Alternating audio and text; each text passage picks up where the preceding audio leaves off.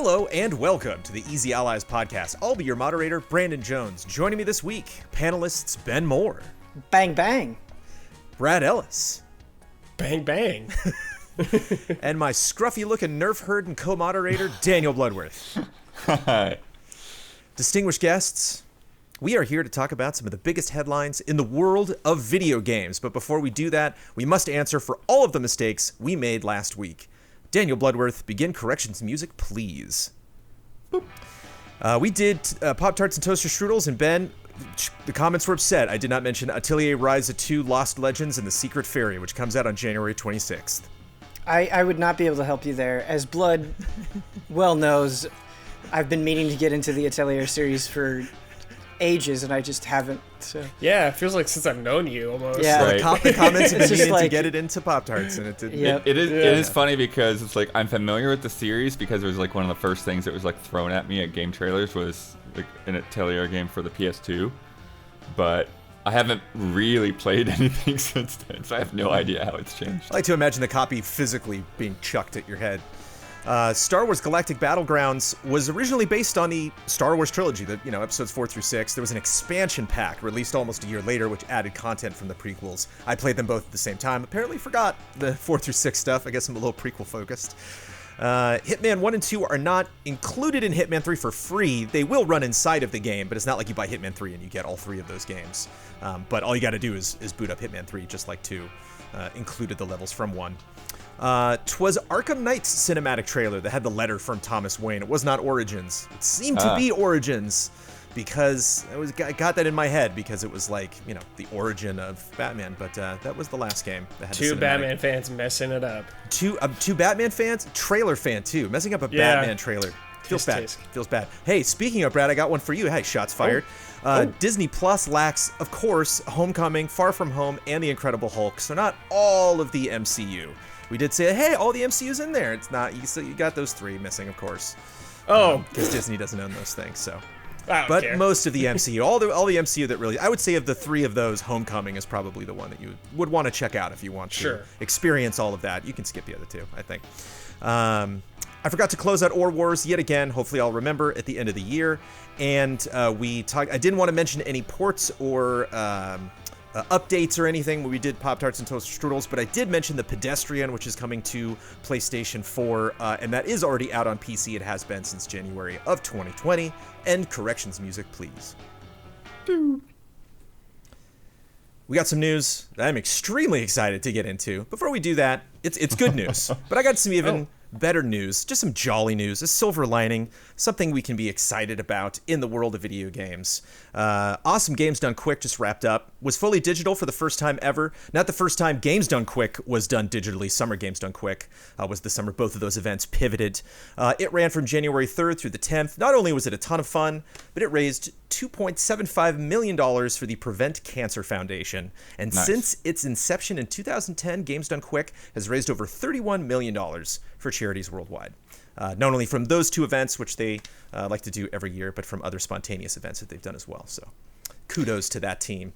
Brad, I watched the Mortal Shell run that they did, and the guy who ran it did not get in a shell the entire game. It was a shellless run. Wow. Yeah. People are crazy. It's pretty interesting. Mm-hmm. Yeah, it's crazy how big that's gotten as well. It used to be just something I'd hear about because people were watching it on Twitch, and like now, like I actually get press releases for these things. Oh. Yeah. Oh. It's funny you not only beat the game fast, but beat the game with just some crazy challenge. It's just like, kudos. And I love the new games, too. I love, like, any game that's come out between one of their events that's just like, wow, somebody in that short amount of time, somebody mastered that. Well done. Mastering for charity. Lucasfilm Games is a thing. Again. It was a thing. I had to be reminded of this. Thank you, IGN. It was called Lucasfilm Games until it became LucasArts in 1990. So, in the Monkey Island, Maniac Mansion era, it was already Lucasfilm Games. Then it switched to LucasArts. Then it didn't exist. Now it's back. And I thought that would be a fun thing to speculate and talk about. But then on top of Lucasfilm Games being announced, The tweet said, with Lucasfilm and the galaxy far, far away entering a new and unprecedented phase of creativity, so will the world of Lucasfilm games, developed in collaboration with the finest studios across the industry.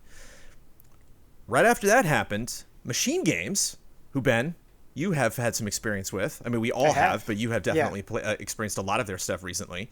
Responsible for the last 5 Wolfenstein games and Quake Dimensions of the Past. I don't know what that is. I don't know what that is either. Wow. Is apparently making a new Indiana Jones game. Had a very silly short teaser.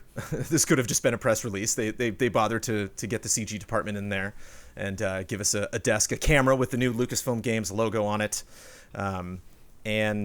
I want to start with you, Ben, because you have not only experienced a lot of stuff from this team, but you have sung the praises of the incredible work that this team has done.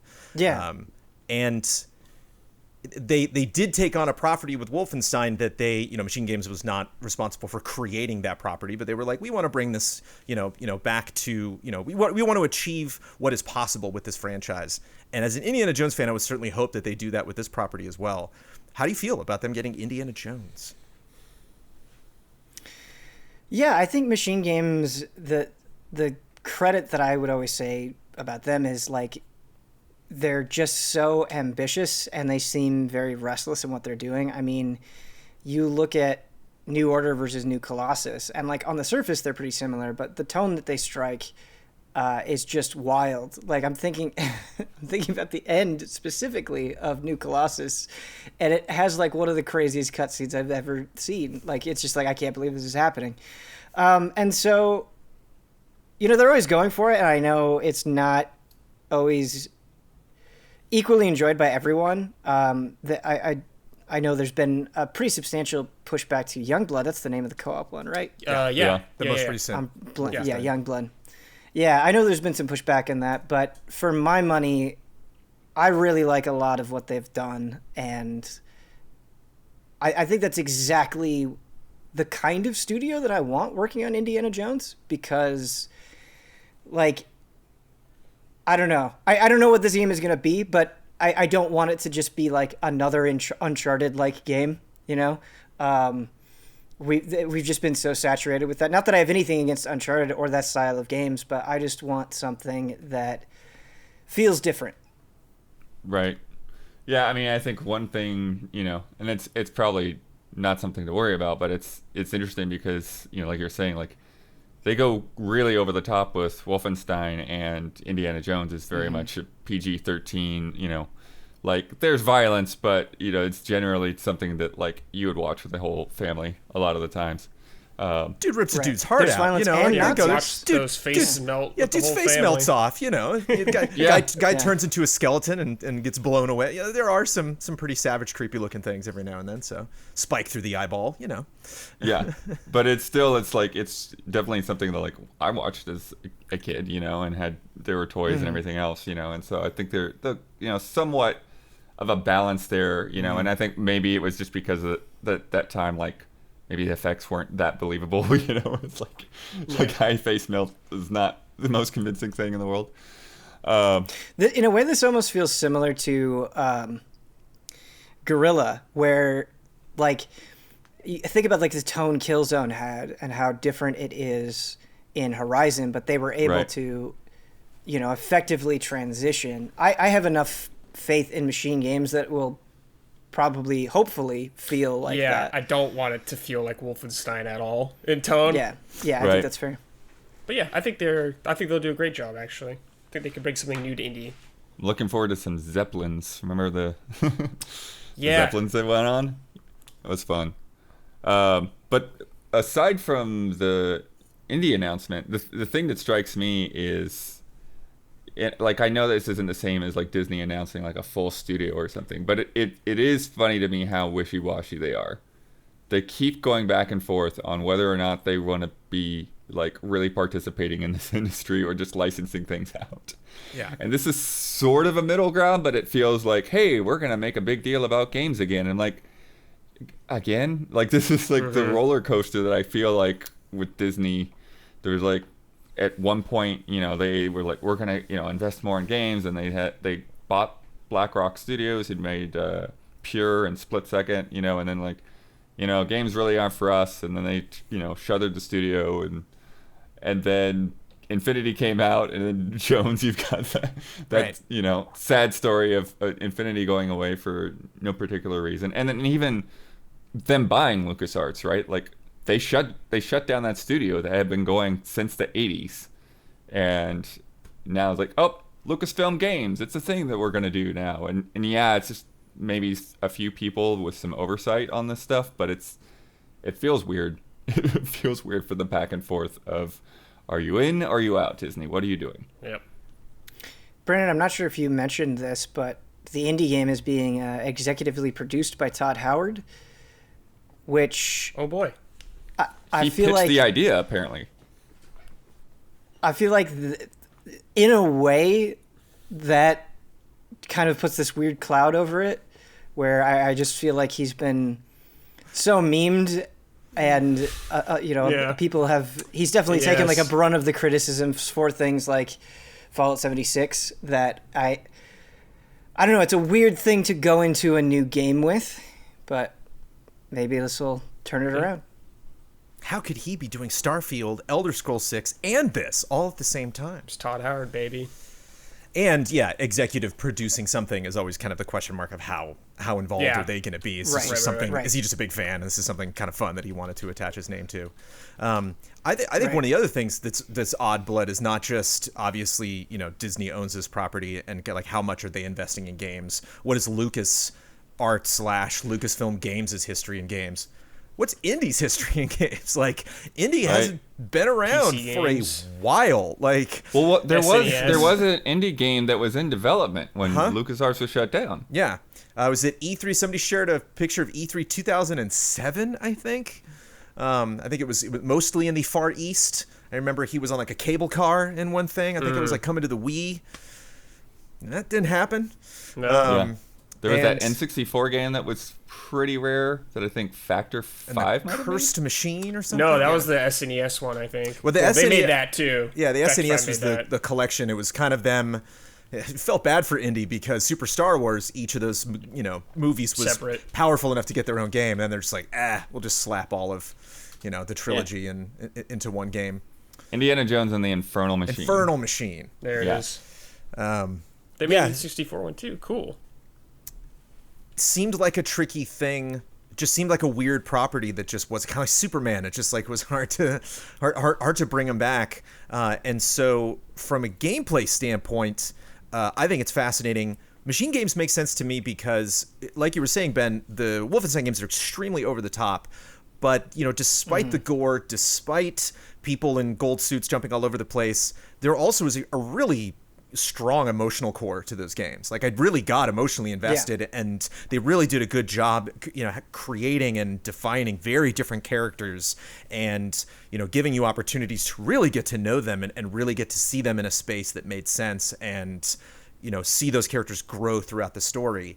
And there's very interesting characters in these Indiana Jones films, and so whereas right away, I was like, okay, well they do time periods really well. It's fun to see them kind of twist, Yeah. what if the Nazis had won, but like, oh, okay. And obviously Nazis, but Right. Specifically from a storytelling standpoint, that excited me. And then I thought, wait a minute, every game they've ever made is first person, and there's no way an indie game is first person, right? Could it just strictly I really be a shooter? don't think so. Right. Yeah. Yeah, I hope it's not. I doubt it. The whip would be weird for sure. So do you have confidence in that? And are there any other developers that you can think that pivoted from 5-6 first-person games in a row to doing a third-person game? Yeah, Guerrilla Games. Right. Yeah. So I don't want to say something like that's not possible, but it's just that's an interesting move. Interesting to invest in them, and interesting for them to be like, yes, let's take that on, because that's something definitely that we can do in this gen. Yeah, and I think, again, looking from the Lucasfilm perspective, like they're gonna want to see Indiana Jones in every screenshot as well. No. Which brings us to the big question that I have: who's playing Indiana Jones? Oh, I'll definitely play it. Yeah. Troy Baker. I mean, No, Oh. AJ. Troy Baker. Oh, Yeah, of course. I love that, Ben. I'll give it a shot. Yeah. Sure. Oh, yeah. sign I'll up. definitely play it. Blood, you got a code? I'll play it. yeah, do we want an? I mean, obviously, I mean, I don't want Ford kind of getting off the couch. I'll do it, fine. Like He's this not is, gonna do it, dude. No way. It's gonna be like young Indiana Jones or something.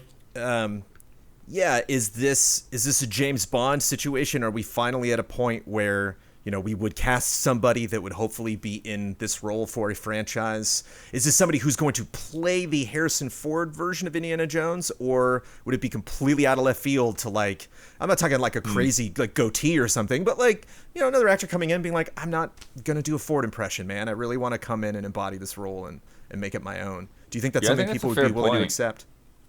Because, I don't know if other than young Indy, as Brad pointed out, which I forgot about. I don't know if that many people have actually played him. But we saw that whole thing with Spider-Man, right? Where they're like, well, the guy that we had before doesn't work on PS5. It's not convincing anymore, whatever. Yeah. So we need another, face actor. And so that's a curious thing. It's like, is it going to be face and voice, or are they going to be separate? How are they actually going to cast somebody in that role this time around? No voice actor springs to mind, but I think one of the things, especially the last generation, has made clear, like I just feel like the quality of voice acting has gone so much up so much, even just in a single generation. We've had some truly just outstanding performances and people just showing incredible range that, I don't know, like years ago I maybe would have been more nervous at this prospect, but now it's like, I'm sure that they can find somebody that will nail it in however they choose to do so. That's a good amount of confidence. I think I will love it because I think I'm at a point where I would want something new and different to happen with Indiana Jones. Like, I don't need necessarily more Indiana Jones. Like, when I was a kid, I was reading like Choose Your Own Adventures. I was playing Fate of Atlantis. Like it seemed like there was a time that even though Ford was still playing the role, I was used to different versions of Indy. Indy was always like a character to me. It wasn't necessarily associated with an actor. Despite how just insanely iconic he was in that role. I just imagine potentially fans completely rejecting whoever they cast, because I don't think that's something that I see that being a massive announcement. I don't see that something that they're just like, oh yeah, by the way, and this guy's playing Indy, but let's talk about the story. It's like, wait, hold on, that's a huge deal. Like that to me kind of transcends games versus film versus television. That's a new Indy, like that's something that people have speculated. I remember when Crystal Skull came out, it was like, oh god, is Shia LaBeouf going to be Indy now?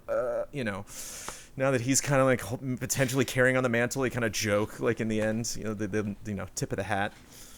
I mean, isn't there an understanding though that Harrison Ford's age, and if they want to star a younger Indy, that like you're gonna need somebody new.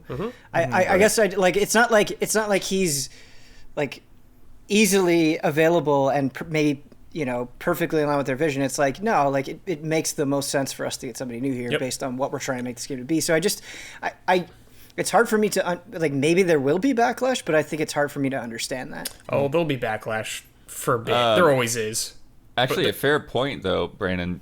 Do you know anything about like what their plans are for Indy and the films? Because I wouldn't be surprised if they try to, have the same person do both the films and the game. If they are going to do something new, some kind of reboot. I would be floored if they cast somebody in both a film and game, just because those egos are usually like living in two different fantasy lands. Like, 5 has been knocked around for a long time. Spielberg says he wants to do it. I don't think Lucas is very involved. Harrison was like, all right, but it just kept, especially with you gotta COVID, kill me this time. Especially with COVID, it's just like no. Just like Star Wars. A lot of that stuff just keeps getting pushed off. It goes in line to me with what Lucasfilm Games is doing, where it's like, it's not just like, oh, let's give this a shot. It's like, we want to make a bunch of these. Like, whoever this is going to be, this is Indy now. Like at least in games.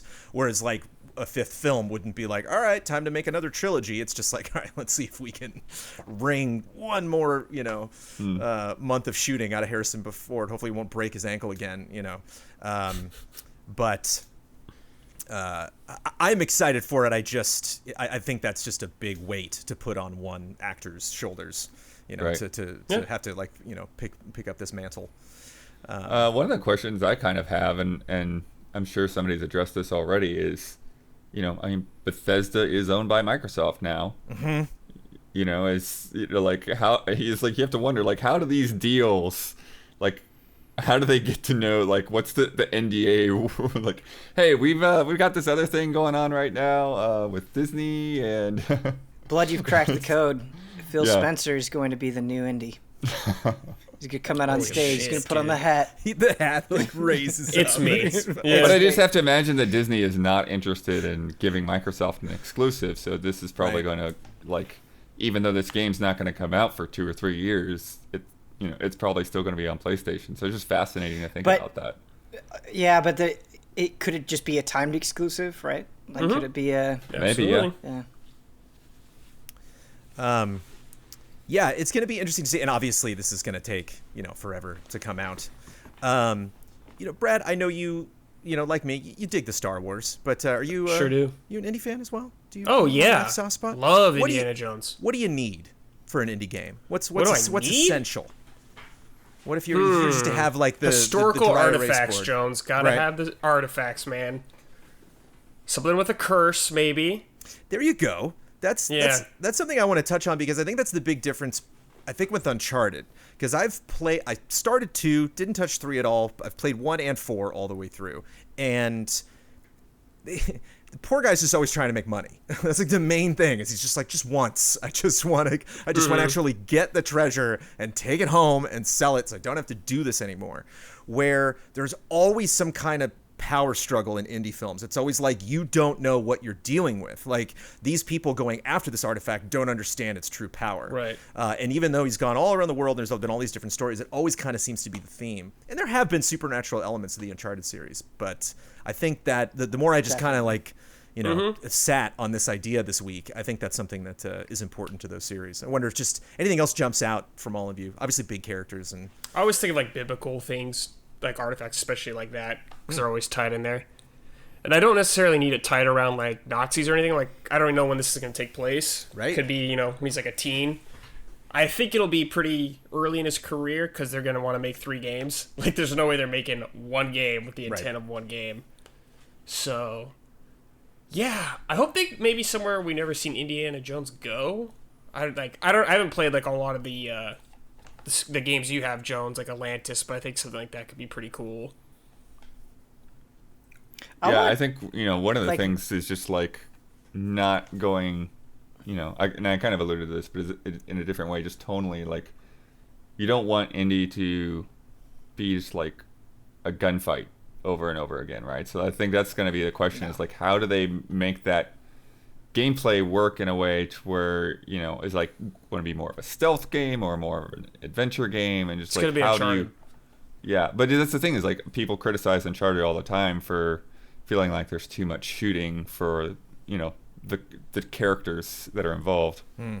It's a video game, though. Gonna have to whip some people. We're gonna have to shoot some people. Yeah, I think it would be really neat to have like a lot of traps. Yes, dude. That Great point. that like you kind of have to develop a skill like just as a player, I mean your own player skill to identify the traps, and then maybe you have to like get creative and like use environments or use objects in the environments to trigger the traps, or you could even have it be like interconnected where it's like, oh, okay, there's this trap in this one location, I don't know how to get through it, I'll go to this other location, like get an artifact or whatever, and I'll also get something in that place that helps me get Holy through shit. this other thing, sort of like Dude, a yeah, you're just making me Metroidvania think of like style. a Zelda dungeon or something, dude. That gets me Yeah. hyped. that's the Yeah. thing though. Like this is the sort of stuff that inspired Zelda dungeons. Like you've got to have crazy traps in these places. Yeah, man. I like how in the Arkham games he takes damage as the game goes on, like his suit gets weathered suit, and yeah. starts to rip apart. And I like the Temple of Doom sleeve ripped off. If like you go to a Halloween party and he doesn't have the sleeve, you're like, nice, like that's a reference. It's very specifically Temple of Doom indie. So it'd be fun if like he you can see the stains and the Sure, yeah. the That's a good dirt and idea. the wear and scars and stuff like that. Obviously the hat mechanics would be fun to just there's like a thing. Where it's Quick just like, time oh event, damn, where'd grab my your hat go? Like in Red Dead, you can see it, like for a specific deal. We're like, okay, got to put that back on, or, some kind of magic, like the Thor's hammer just whoosh, like comes back to you at any time. Yeah, and also, it's gonna be really fascinating to see who they cast as Indy, and it would be, I fully give that team the right to just create a completely brand new cast of characters, but like we could be potentially recasting Sala, Brody, his dad, Marion, Short Round, like is this going to, but thinking about this a lot, is Machine Games potentially going to make something that just kind of easily slides into the start? It's like, we're just coming into the lore, we don't, no quarrel, or are they going to be like, nah, reboot, let's just forget the movies, starting over, I think or a little bit of both, like what I would prefer, so they can just do whatever they want. Like, I don't need it to fit in the Indiana Jones timeline, I guess. But I guess if it did, I wouldn't be upset. But then again, it has to be young Indy, essentially. One of my favorite Sly Indy jokes, I like when he's going through the catacombs underneath Venice, and he's going through all the drawings on the wall, and he's like, "Oh, that's the Ark of the Covenant." She says, "You sure?" He's like, "Pretty sure." And so it'd be fun, like little nods like that, if it's like later in his life or earlier in his life, or like either foreshadowing things that happen in the future very subtly. Oh man, I can't wait for the Skyrim Easter egg on those walls when he's gonna be reading them. Like, oh, right there, it's just be some Dovahkiin. But obviously, super far away. Yeah. If there's an arrow in the knee joke, I'm ejecting the disc. No. This was a Twitter morning for sure. I get up in the morning and I check Twitter and I'm like, what happened? What did I miss? Everybody's just like, Jonesy, woo! Like really excited. And so I had to relax, had to calm down. Okay, we're getting a new indie game. Man, is that exciting, but it's a long ways away. But man, I can't stop thinking about it. And then, bam, coming in to the punch in the gut, just, a day later, 2 days later, Massive Entertainment is making an open world Star Wars game. You say the words open world Star Wars game to me. Salivating. And things happen emotionally.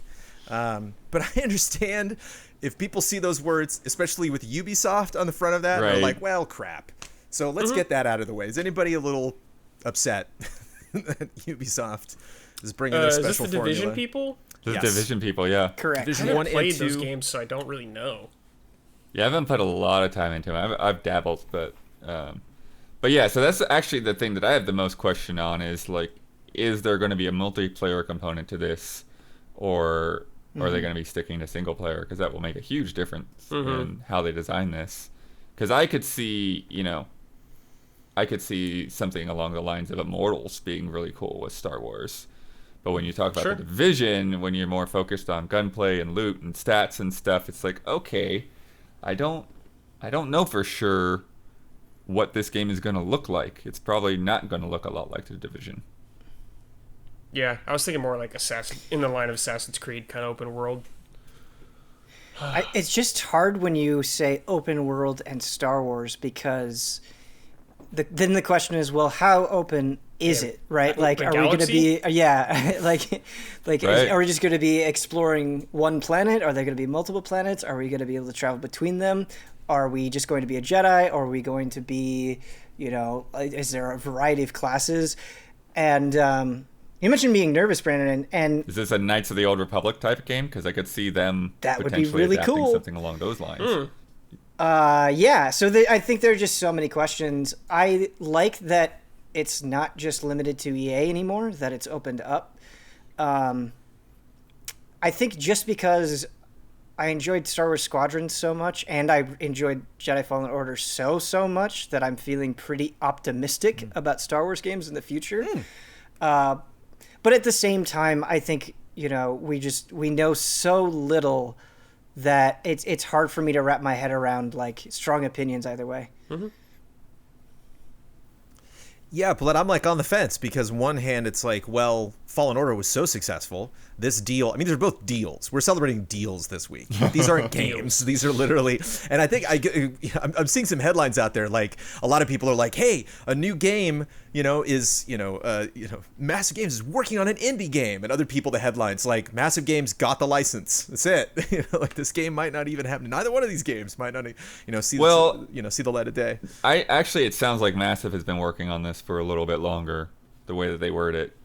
You know, they talk about being quietly behind the scenes. So I'm curious how long this has been in development. Well, whereas indie just feels like this is just dried, you know. Is it so far along in development, do you think, Blood, that they know if you're a Jedi or not? Because I think that's probably one of the main questions. Because those are vastly different games. Like, if I have a blaster or a lightsaber, that's a different game. Yep. And if they know, I wonder if they would say it at this point, at least, just like, hey, yeah, you're going to be a guy blasting around, in an open world game. Like, or something. Oh, okay, yeah. I mean, just because it's Division, like trying to imagine a Star Wars game kind of that template is interesting. Like, I wonder if they would go that direction. Which is sort of like why I'm thinking guns, I'm thinking bases, I'm thinking tactically overtaking the map, which makes me wonder if you are a rebel or something, that would be fun, just kind of stranded. I challenge any developer to make a Star Wars game on one planet. Like, I know that would feel odd for fans to be like, wait, this is Star Wars, why aren't we exploring? But like, I would enjoy that. Like, I wouldn't necessarily see just gonna have a lot of variety to it. Sure, yeah. Which they can do. They can make up anything. But Division 2, I think of, all of the service games, I think is my favorite model that I've played. Again, it wasn't enough, to keep me going throughout all of the, added content that they've put in it. But I thought it was a very believable world in the way it was structured. I definitely got invested in progression and just kind of the way it was set up, and understood that, like, this is built in a way that I'm going to keep going at it, or going to be asked to over time. But it makes sense, like, other people are still occupying spaces, so like the Empire's still coming back and taking over bases and stuff. That could be fun. But with the success of Fallen Order, it could still be just kind of a standalone. You got credits and then you're done. Yeah, I looked up the EA deal. It was supposed to be a 10-year deal. It started in 2013, so that could indicate that, like, this game isn't even showing up till 2023 until we get it in our hands. So yeah, it's both of these are definitely a ways off, no matter how you look at it. A release date far away. But you brought up another excellent point just about Electronic Arts. If we have those 3 years left, we got Lego Star Wars: The Skywalker Saga coming later this year. The inevitable Fallen Order sequel, at least one of those, in the time that they have. Maybe they'll extend, just a deal for those games. Hell yeah. Does this mean Electronic Arts is taking a step back, or does it seem like Lucasfilm Games is just spending an obscene amount of money on this stuff? Or it just sounds like they don't want to be tied to one publisher anymore. That I think they saw the amount of time that basically got wasted on those projects that didn't pan out. Which is also interesting to me that they're announcing these things so early, because it's like, why don't we get the game into a really good, solid state, and then you can announce that you partnered. Doing it Hollywood style, baby. Just announce it when the hands are shook. It's just funny to see, all those, attempts at EA that kind of fell flat, and they were basically just running off of Battlefront for so long. And, hey, we're going to announce this thing that's not going to be out for a couple of years.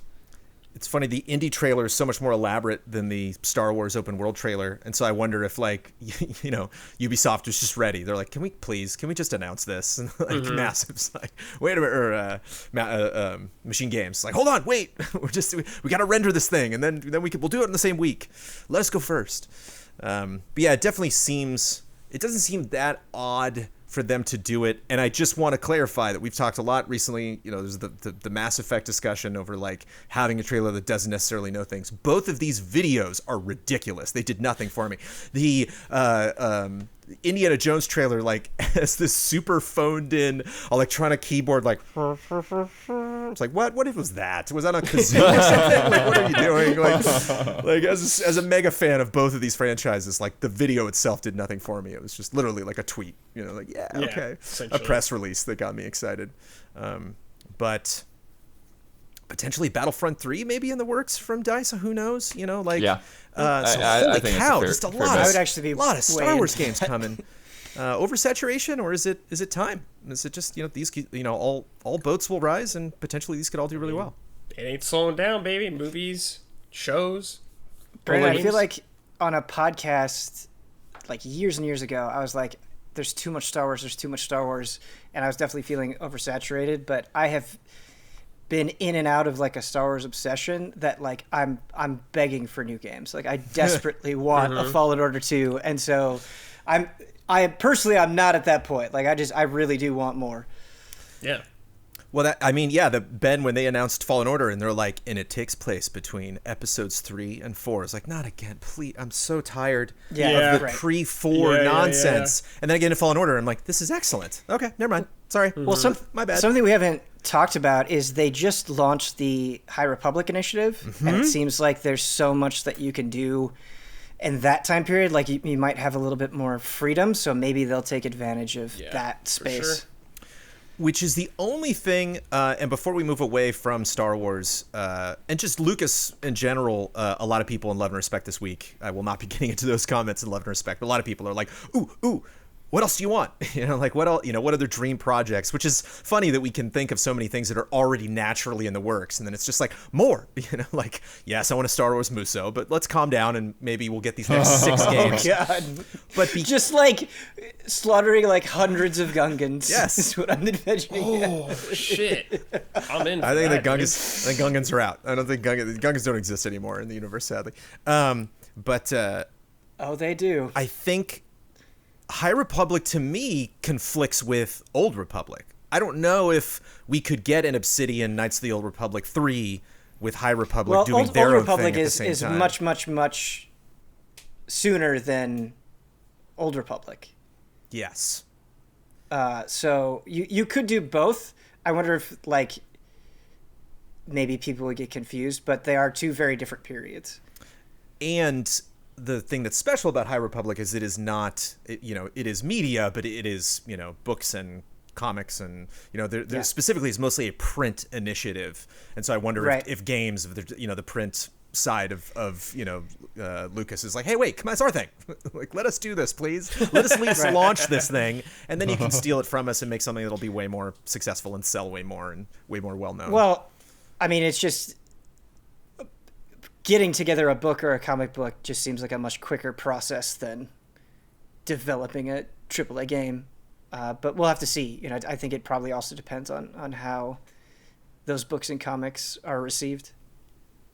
And potentially like people being like, yeah, those are the characters. All the Clone Wars fans are getting their Ahsoka show. They're like, that's my girl.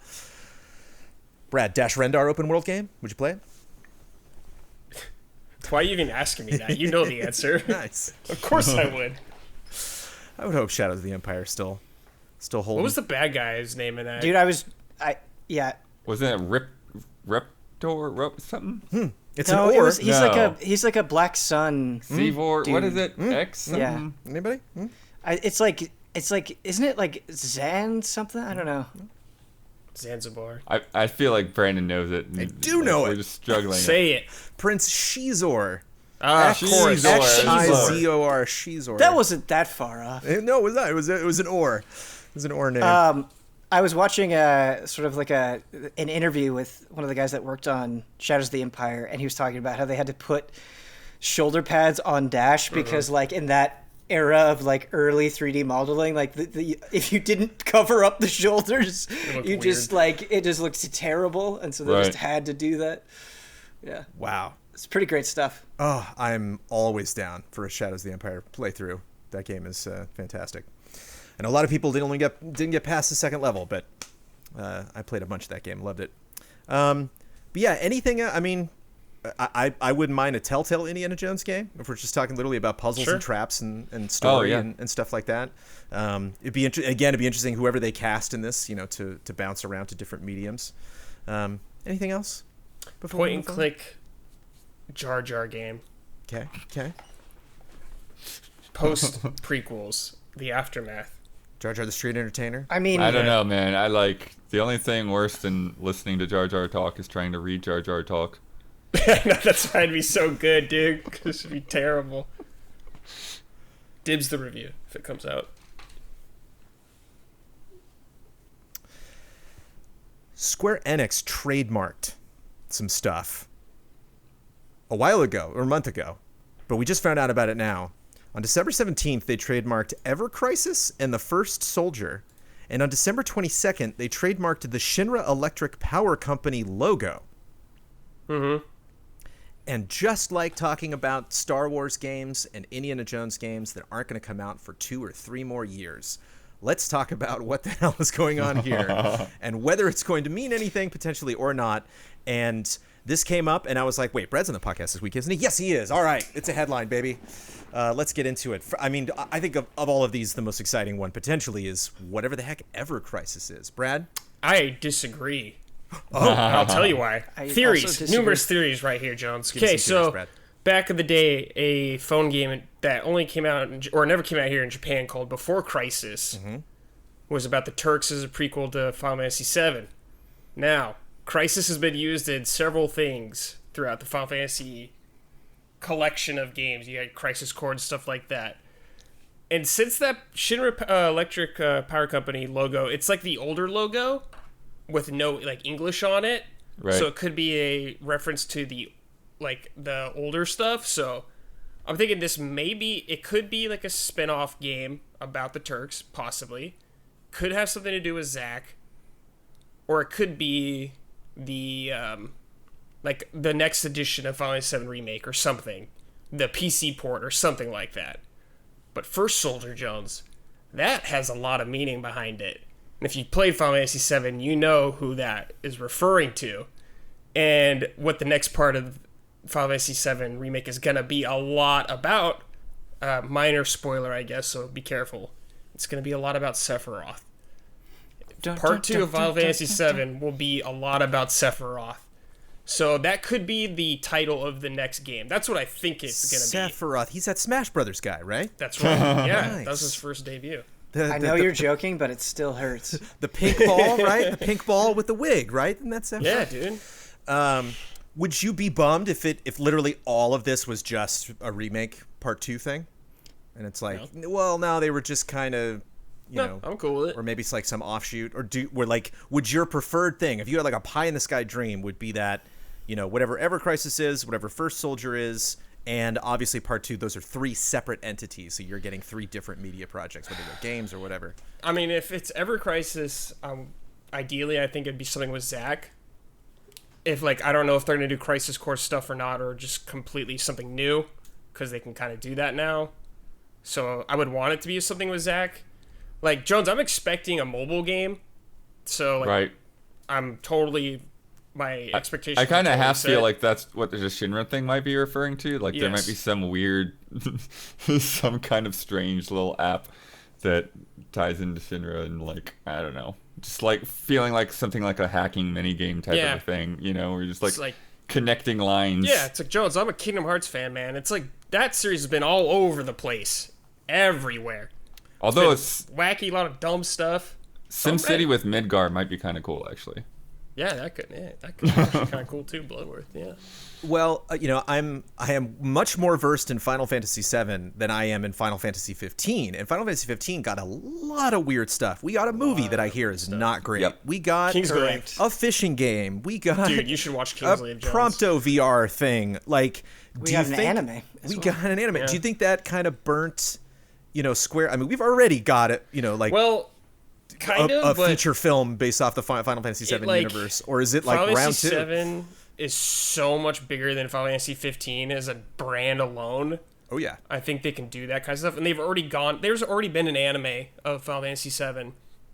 There's a movie and all that stuff. So, Jones, I think the sky's the limit on this series. They can do whatever the hell they want, essentially. I love that movie. Ben, what are your dreams? My dream is Metal Gear Rising, but with Sephiroth. That's my dream. Dude, Soldier Days, yeah. All out, dude. Oh, just be ridiculously OP, too. Yes, absolutely. You're ridiculously One OP. Hit every single enemy in the game. That's it.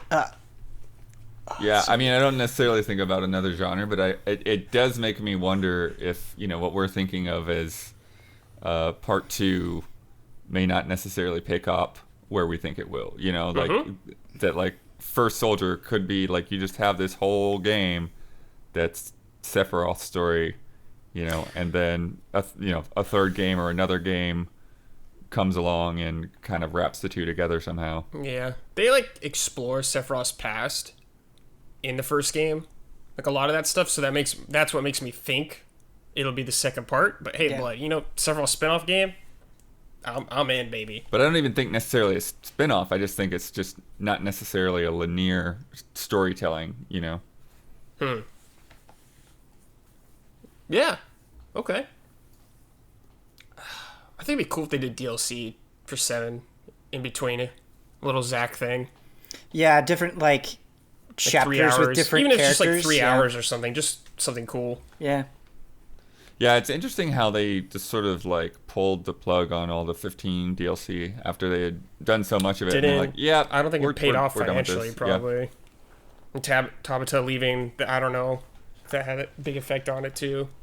But it is very curious how, like we're saying, the marketing, the spread of stuff is much more focused on 7 Remake than 15, which was just scattershot all over the place. Well, 15 and was now just 16.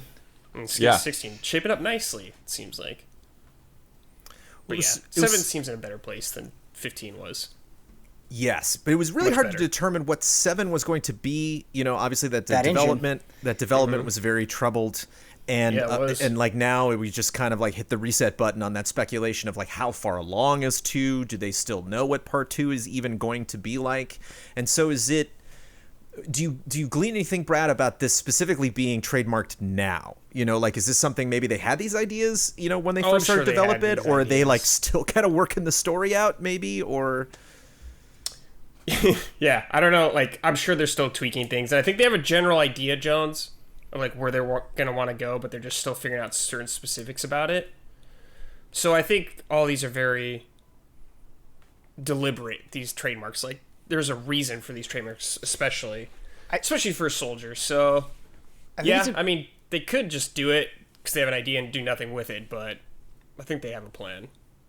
I think it is important to keep in mind how broad the brand of Final Fantasy is, and how much is happening at any single one time. Even when you try to think okay, what's every single Final Fantasy related thing, it can be kind of difficult to remember everything that they're doing, because it's okay, well, they've got stuff on mobile, they've got Final Fantasy 14, which is constantly getting updated. They just started a 7 remake, they have brand new 16.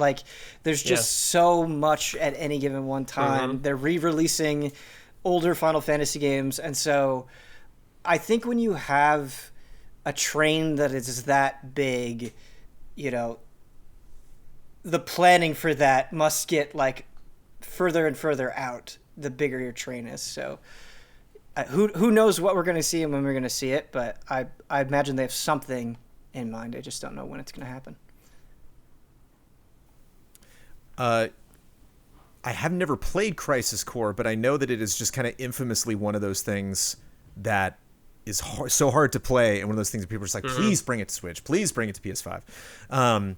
Do you think this potentially in your mind, and this might just be wishful thinking, that this, if this is a new project, that this will invigorate them to dig that sucker up and make it playable again, to be a lead in to whatever this is, whether it's a show or it just depends to me, Jones, how much the original Crisis Core is going to tie into what's going on now. So if they feel like it's super relevant and needed to tell the story they want to tell now, then maybe. But I don't know, Jones. I don't know why they never put that on anything. I'm sure it's some licensing something. It is. That's what it is. Yeah, okay. It's licensing. Just shit. Why can't you get your license right for your own game, dude?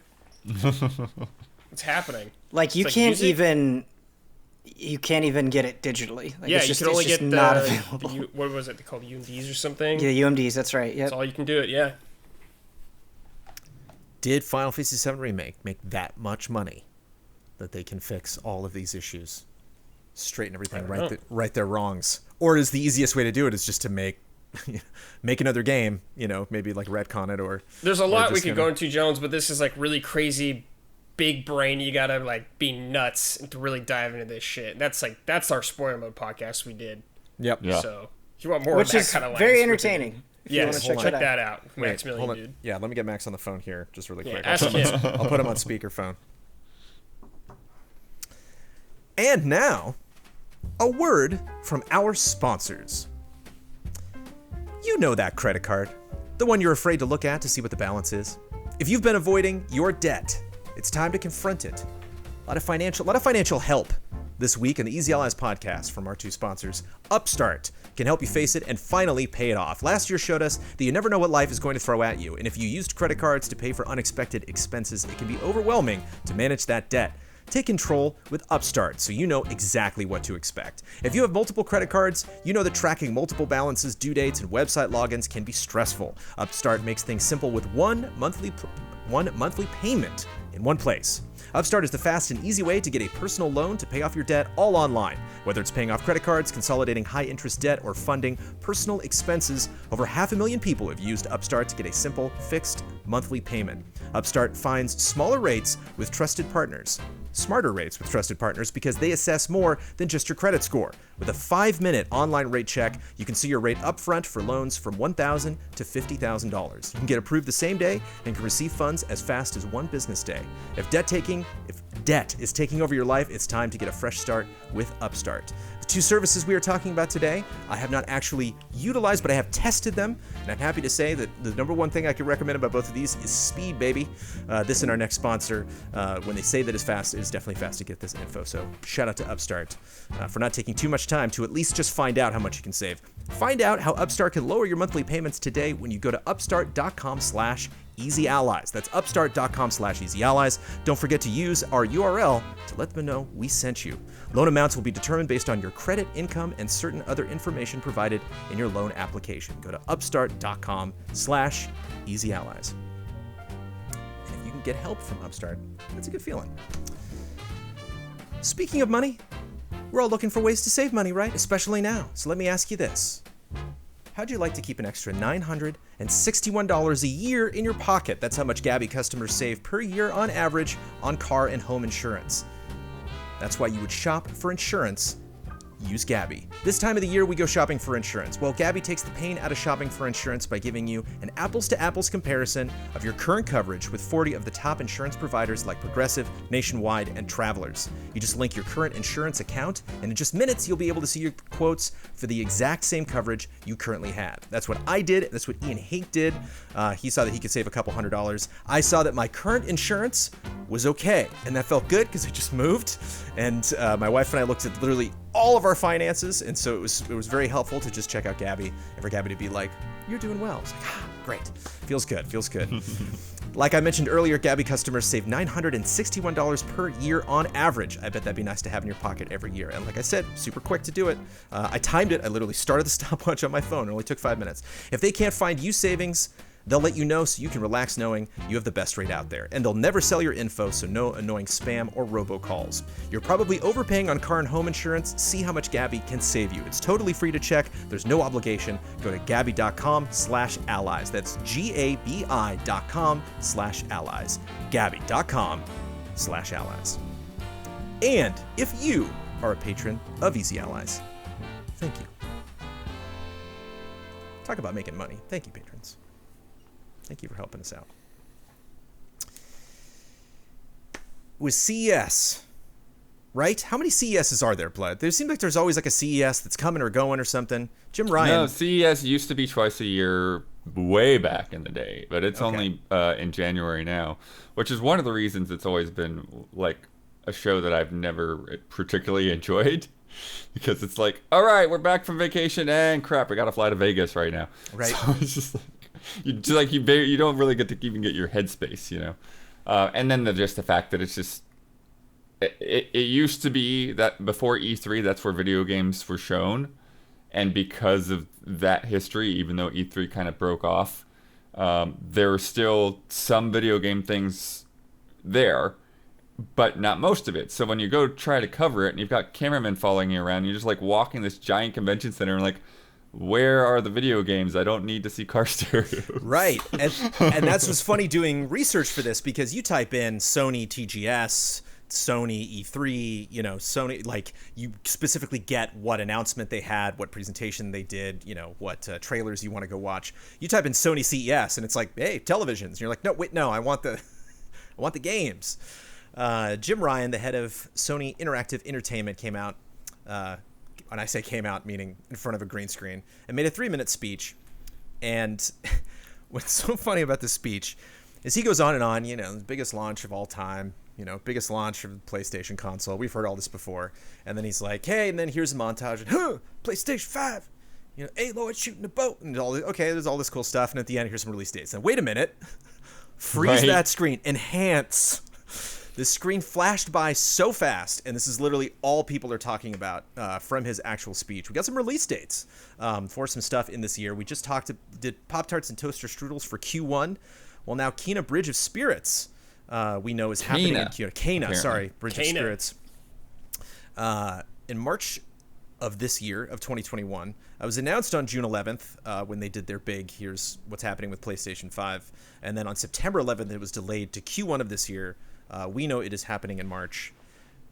Got to be getting a state of play or something if that is happening in 2 months. Does that seem reasonable, Blood? Does that seem quick? Yeah. I think that's fine. We've seen enough of this game to get a taste of it, to have an idea of what it's like, and I think that it's not one of these games where you need to deep dive into all of these weapons and modes and things like that. It's a story kind of adventure kind of game. So yeah, I think as long as we get another good look at it around the end of February, beginning of March, I think we'll be good. Ben, you excited for any games in March? Is March anything on your list? How about the end of March? Yeah. Why don't you pull his toenail out, Brandon? Gosh. I have tunnel vision for one game right now. Monster Hunter. Is it on PlayStation 5? We all know it, baby. What about a lot of Slack messages? Brad and Ben, what did you think of this game? Is this something that you were sold on just from that one announcement, or is there any more information that you would want from this game before I'm we sold, get it? Dude. Look jolly, man. I'm in. Yeah, I'm not like 10 out of 10. Oh my god, I can't wait. Blood, where are the codes? But I think it absolutely looks delightful. I'm sure it'll be a good time. Mm-hmm.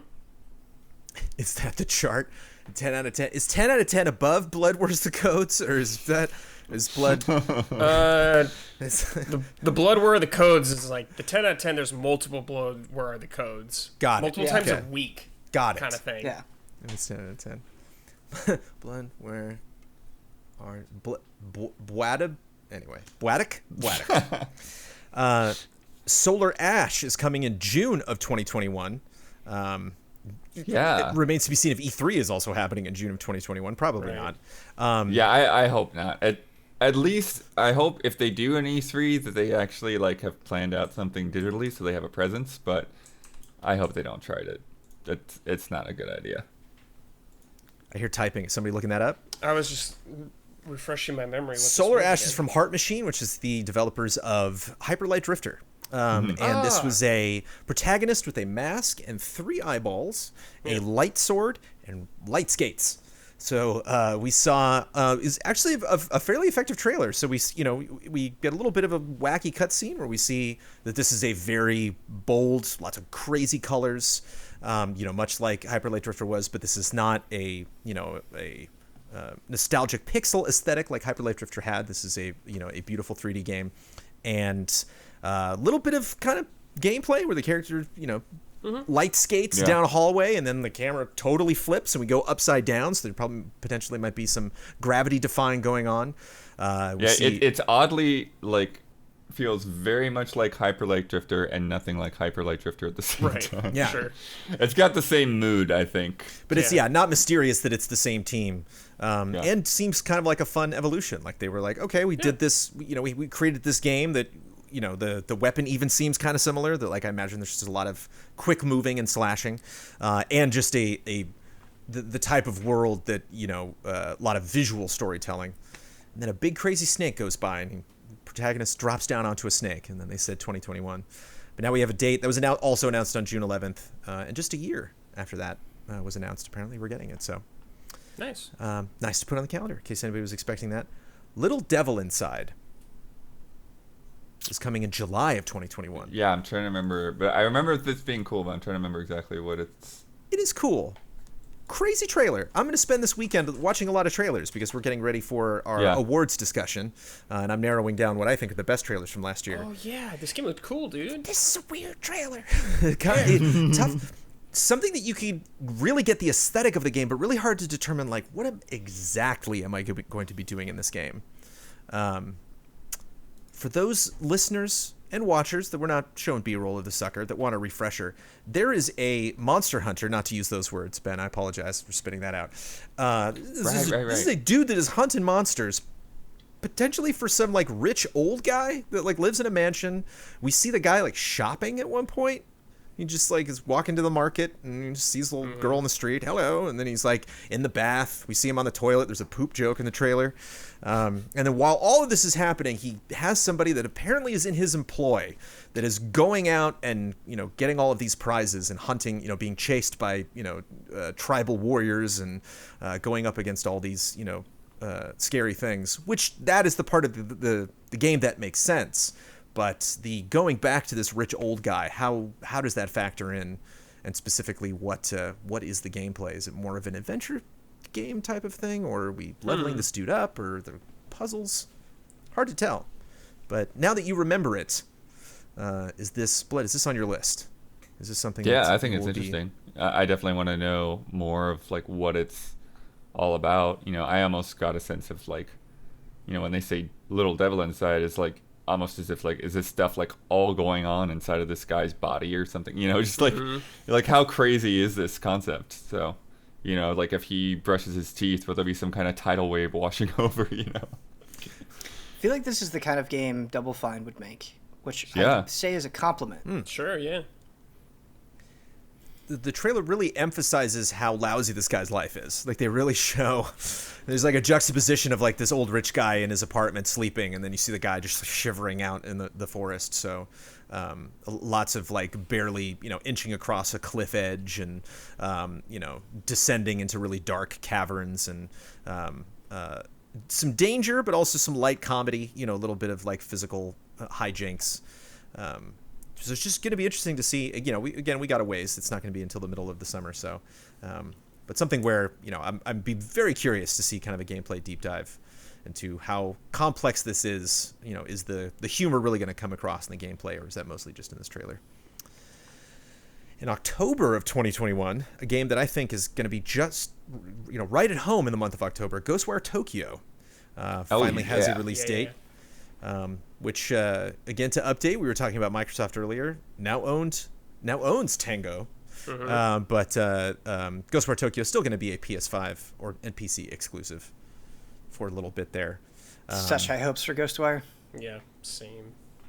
Explain those high hopes. High hopes because it looks good, or high hopes because of their pedigree of what they've done in the past, or from that first trailer, it's a beautiful, it's peanut butter and jelly. Yeah, it's.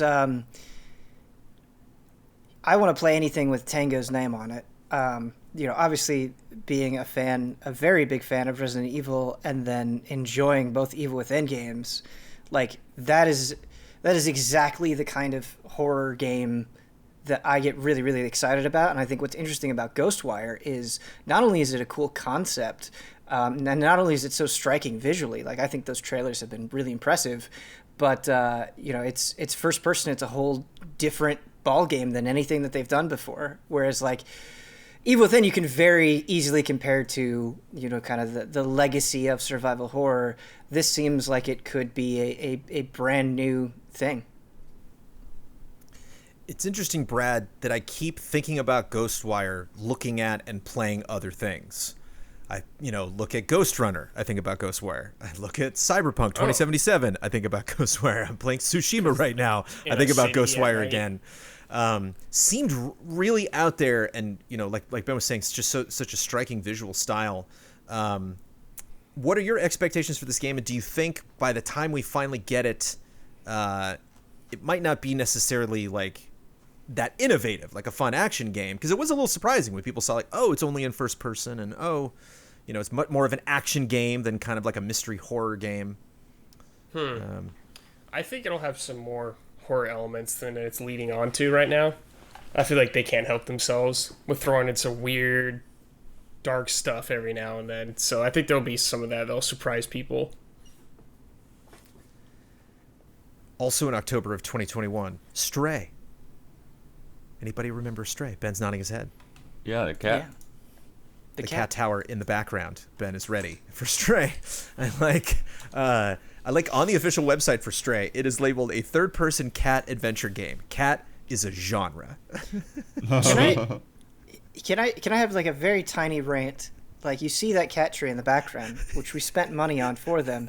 They don't use that cat tree. They just lay on random bullshit. Cats do what they want. My cat has been more... One of my cats has been more obsessed with a giant Lego box than anything else in this entire apartment for like a week. It's crazy. Cats, man. Cats. Since, I used to work in the garage. Let's talk about cats, everybody. I got a little timestamp. Let's do a cat conversation. Ben, I used to work in the garage separate from the house. Now I'm in the house with the cat. Unless I close the door, I was playing Half-Life Alyx last night. I could just hear the shh. He's just like, I know you're in there, man. Amanda's asleep, but I know you're awake. It could be 1:30 in the morning, but I can hear that techno music and those shotgun blasts. I know you're awake. I definitely had Half-Life Alyx moments where, I was like super into the game, and all of a sudden the cat would like brush by my leg, and it'd be kind of freaky, because you can't see this creature. Face hugger, dude. Yeah. A little bit of freakiness. Yeah, there's definitely moments where I'll come in and sit down at the desk, and he'll stroll in the corner and be like, "Oh, sitting at your desk, are you?" And I'm like, "No, dude." Yeah. This isn't Love Norbert for 20 minutes time. This is video game time. This is liberate the island of Tsushima time. But do we get enough cat games, Ben? Do we need more cat games? Do you have expectations for this cat game? I just want good games. Cats are no cat. Like, I love cats, but like, I have 2 cats in real life. I just want... It doesn't need to have cats for me to be interested, nor does it having cats like inherently make it interesting, I think. So it's just depends on what type of game it is. Why does my brain like tie this game to Gravity Rush? Cause cat. There's a cyberpunk aesthetic. This is definitely a world Also, of mostly cat. robots. Potentially not a lot of humans roaming around this world, and the cat is maybe gonna set things right. I don't know. How important? What kind of an impact is this cat gonna have on this world? I don't know. But yeah, anyways, it definitely looks interesting. Again, it's one of those ones where it's such a tease. So like, what is it actually gonna be like to play? The next 2 games are closer than I thought and pretty darn far away. Looking at like Kena Bridge of Spirits, it's like, okay, yeah, they did say Q1, and it's at the end of Q1. That'll be great. Like Solar Ash, Little Devil Inside, they look like fun. I think those will be great summer games. Ghostwire Tokyo in October, fantastic. Project Athia in January of 2022? Seems accurate. A year from now? Yeah. Yeah. Dude, we saw like a concept video for that game. That's actually sooner than I would expect. Yeah. That's what I'm saying. That's It's a Square game, way sooner too. than I was expecting that. Doesn't even have a name yet. We're getting this in 11 and a half months, 11 months? Well, Theoretically. barring delays, yeah. Yeah. Yeah. That's Anything Square, that's they'll farther play than it. 6 months from now is like Look, pretty dicey. Yeah. this text that occupied 10% of the screen for 1.5 seconds at the end of a 3-minute video was very clear. This is coming out in January of 2022. That's surprising. I wonder if Blood doesn't even want an E3 this year. I wonder if they do stick to that date. When is the next? Is there going to be a state of play devoted to this? I was gonna say, you know what that means?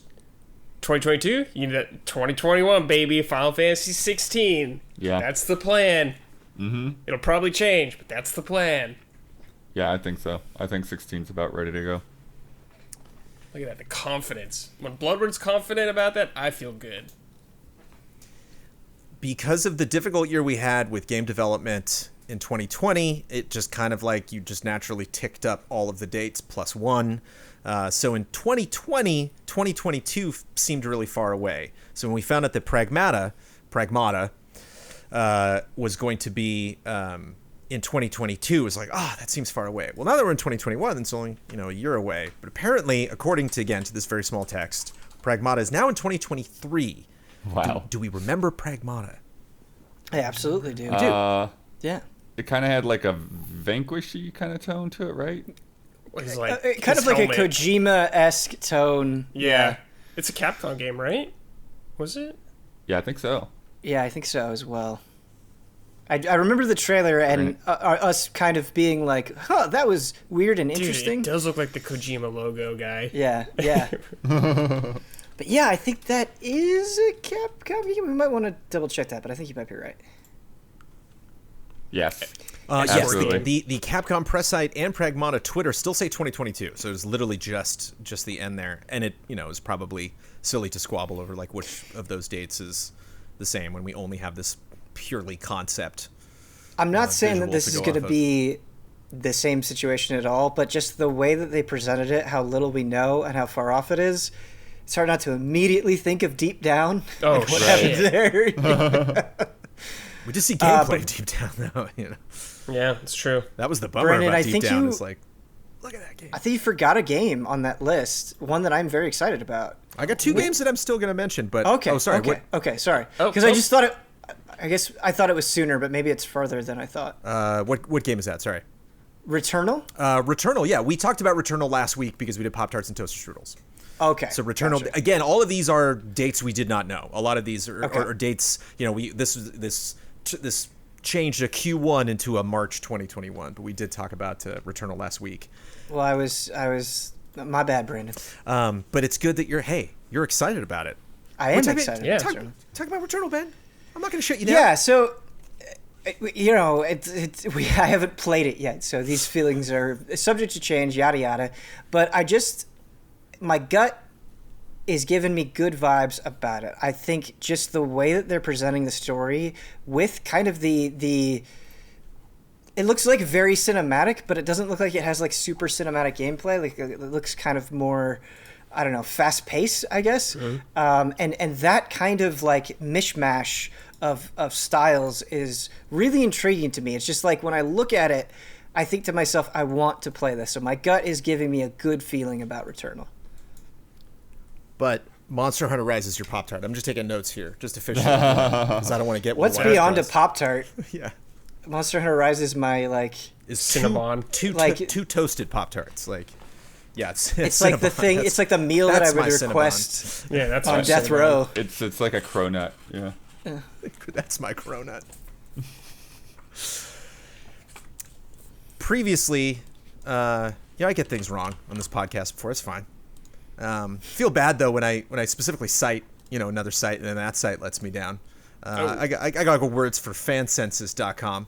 Fansensus. There's all sorts of fingers I can point right now. I'm gonna point a finger at gamesindustry.biz, and then that pointed finger continues to fansensus.com, who wanted to talk all about Twitter in 2020. And yes, at some point we will stop talking about 2020. But Amazon, everybody keeps throwing stats out. Steam dropped some numbers on us, so we'll talk about it also this week. Surprise, Steam's doing really well. But I like when stats from 2020 introduce me to games that I have never either heard of in my entire life or we just generally do not talk about. And we have gaming stats from Twitter, the official gaming stats from Twitter. We previously reported that Final Fantasy XIV was the most tweeted about game of 2020. No, apparently I don't know where Fansensus got that information. We were floored at the time. I was like, Damiani, you got to know what that game is. Come on, search your heart. I don't know where they got that information. Again, it's probably crazy. Whatever numbers that you check. This is coming from Twitter, so I will trust Twitter to report their own information, at least for the sense of amusing myself and others during this podcast. Before we get into what the top 10 most tweeted games were of 2020. What country tweeted the most about video games? Who won on this planet? Who won? What country? Tweeted the most about video games. Who's talking?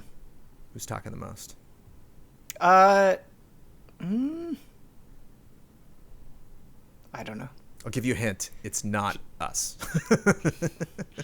Germany. It's not Germany. Come on, it's Japan. Japan is going nuts. All these games, the top 10, when we rattle these off, you're going to want to be thinking Japan, especially games that you've never heard of that may just happen to be on mobile and are free to play. I got some ideas. Japan wins.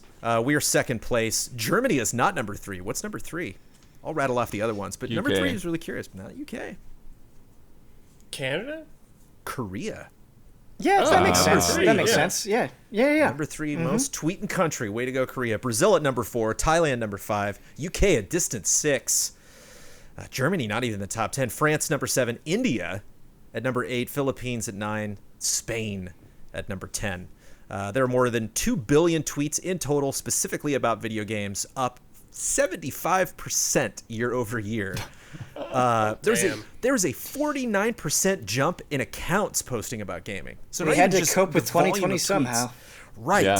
So, but that, I mean, that's something that we've been talking about just, or that I've been curious about just generally with sales. So many records broken with sales. Blood seems to be optimistic that, those aren't unattainable even if we get past, COVID, even if we get vaccines and we get back to a social thing, even if we still we're back going to concerts and we're traveling and we're going back to Disneyland. Do you think these numbers are going to stay up there? Do you think these 49% of new accounts are going to still keep tweeting up a storm? Is that just kind of like the natural growth of social media and gaming? I think just at least in North America anyway, the hunger over the new consoles has made me very optimistic, right? Like, no one's been able to get a PS5. And so that leads me to believe that momentum, especially once we get further into the generation and the big bangers, the generation defining games start coming out. Yeah, I think you're going to see it grow higher and higher and higher. Yeah. Seems like everything that came out was hard to get, so everyone was tweeting either mad about it or trying to find someone that's listing links or something. Like, I'm still trying to find a 3080. Damn it. I'm never going to find one. Almost every game on this list is free to play. These games are not hard to get. Right. And a lot of these I've never heard of before. I had to look them up. Some of these you might not have heard before. You've heard of number 1. What was the number 1 most tweeted game in the world in 2020? League of I'm pretty sure Legends? it's Animal Crossing. Animal Crossing New Oh, Horizons. shit. In the world. The grand You just got me champion. thinking free to play, but yeah, Animal Crossing makes sense. Yeah. If you have been on the community showcase in 2020 and potentially before that, you might have heard of number 2, a free-to-play Japanese RPG. It's number 2, the second most tweeted game in the world. Japanese RPG. Grand Blue Fantasy? No, free-to-play mobile RPG. That's Grand Blue Fantasy. Wacky.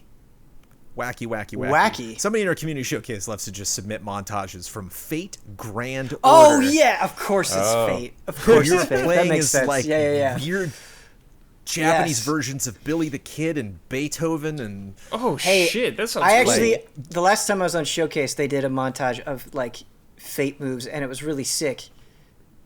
So I'm on next month. If you want to do that again? Like It is, anime yeah. Beethoven? Dude, Yeah, that sounds yeah. awesome. Yeah.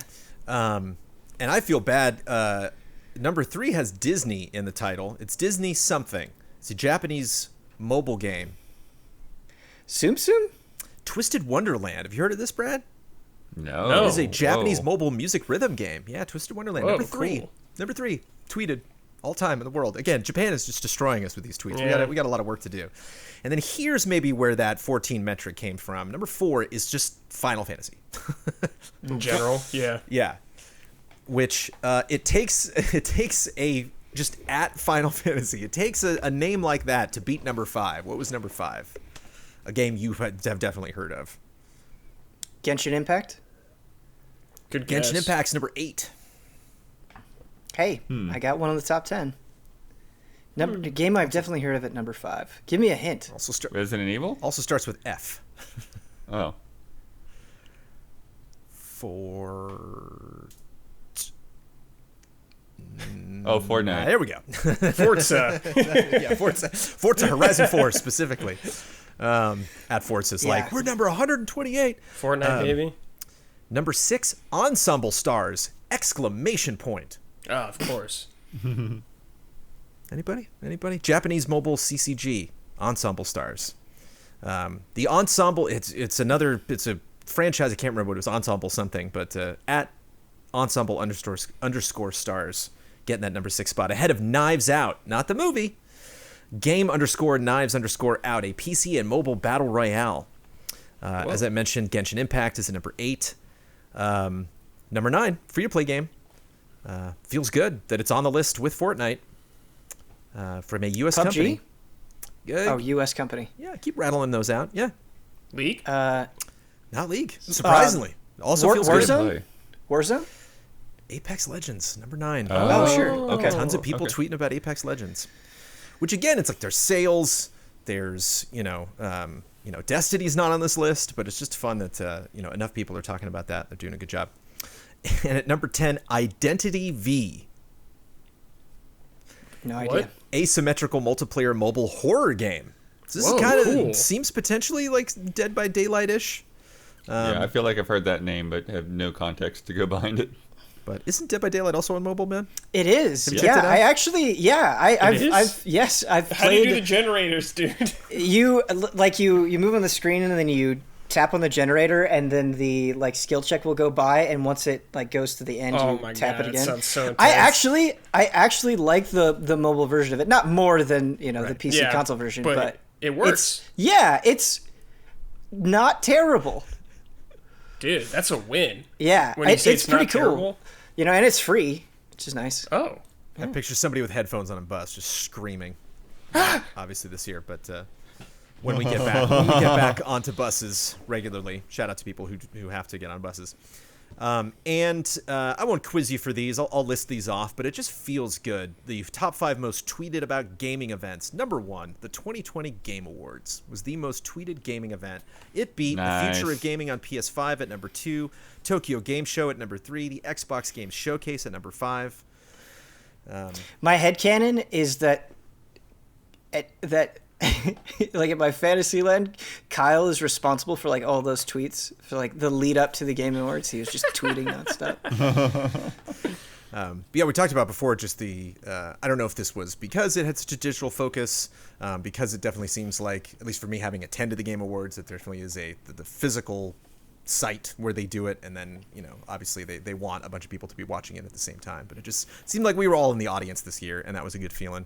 That is a number that I'm very curious to see if that keeps on growing, because the growth this year with the Game Awards was tremendous. So feels good.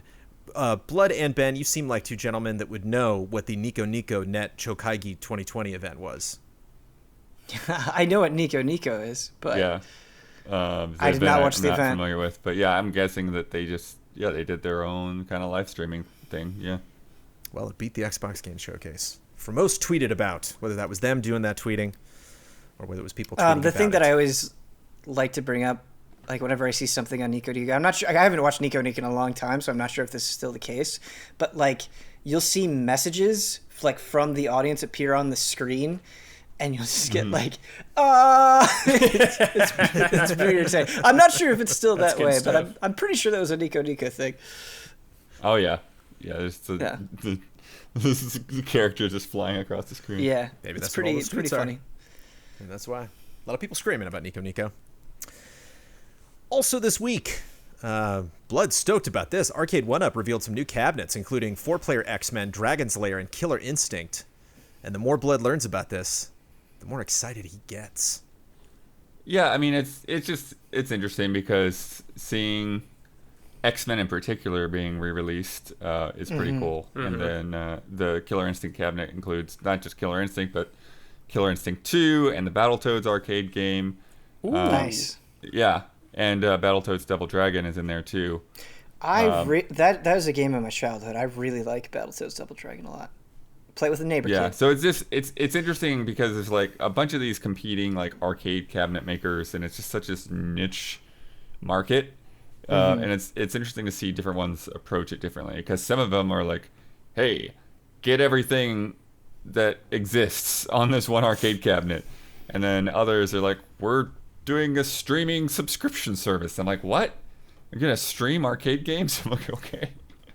Yeah, and then these guys do these kind of miniature cabinets. The one thing that's weird about this set of cabinets is they pretty much are required to buy this little footstool for them to go on, for them to be the right height. But yeah, I think it's interesting that they're going very much for that that approach of you want people to see this. It's about the paint on the side and everything. So It's a showpiece, dude. yeah. Oh, yeah. Scott Pilgrim's out. It's a good week for game preservation. One of my unfulfilled childhood dreams is to have a house that has a room dedicated to arcade cabinets. And it may never happen, but I always think about it. Just get the cat tower out. Never give up. Yeah, get the cat tower out, Put dude. the 4-player X-Men right in its They place. had their chance. Yeah, and then watch the they're gonna cats sit just on like the 4-player the cats are X-Men. definitely just gonna sit on the cabinets for sure. Yeah, You just gotta they're gonna love it. You just got to teach the cats to work on their Colossus skills.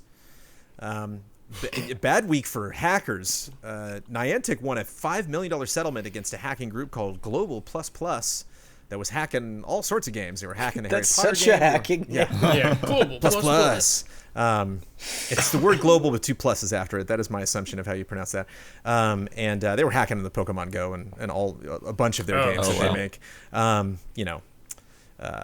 And Riot Games and Bungie filed a joint lawsuit against Gator Cheats for Destiny 2 and Valorant, respectively. The other way. Valorant for Riot Games and Destiny 2 for Bungie. Gator Cheats is cheating in those games, and they're fighting against it, so we'll see how that goes. Epic Games acquired Rad Game Tools, which you might, for listeners and viewers, might be like, Rad Game Tools, where have I seen that 10,000 times? You see that usually in the credits for games because they make Bink, Oodle, and Telemetry, which are things that, regardless of publishers or developers, a lot of that tech is used in various games. It will be continued to use in stuff outside of Epic Games, that stuff outside of Unreal Engine 4 and 5.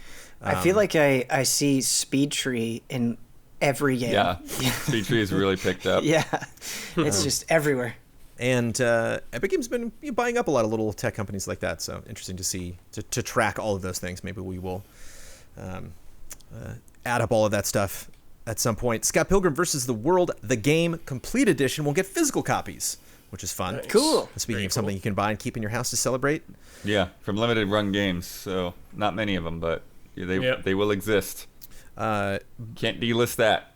Stay tuned to the Easy Allies podcast next week, where we will be talking extensively about Resident Evil Village, because the showcase will be going up that day on January 21st, and there will be a closed last-gen beta test sign-up, presumably the same day.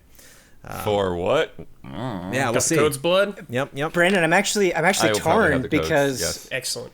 I'm on the podcast next week, I believe, and like part of me doesn't want to watch the R8 event because I just want to go in as blind as possible. Oh, sure. But I mean, I already saw the. Just mute yourself when they're doing the Walk away, podcast. yeah. Just hop in later. Watch the live stream, you lose your job. Pokemon Snap got a release date of April 30th. Yeah. There you go. New Pokemon Snap, We'll right? see new Pokemon Snap. Sorry, yeah. So we'll see Pokemon Snap Switch. So we'll see if that's anybody's Pop-Tart or Toaster Strudel. I'm curious. It probably won't happen, but I'd be curious if they throw the N64 game in there somehow too. That would be cool. That'd be great. You have to. You have to have amiibos to get it. You have to like dig up an e-reader, plug it into your Game Boy Advance, figure out how to communicate that with the Switch, and then swipe a special card. You just have to figure out they don't give you a cable or anything. Yeah. You just Not gotta- as obscure, but it would be kind of fun if, like, you snapped a photo of like an N64 controller or something, and then it unlocked or. Yeah. Oh yeah, that would be cool. That's a good idea. Because Pokemon has a history of consoles being in a room, so maybe something along those lines. Global Plus Plus can help you get Pokemon Snap on that Switch. Yeah. Also in April, from Nintendo, the English translation of Ask Iwata, the collection of his Q&A sessions, will become available. Oh, cool. Very cool.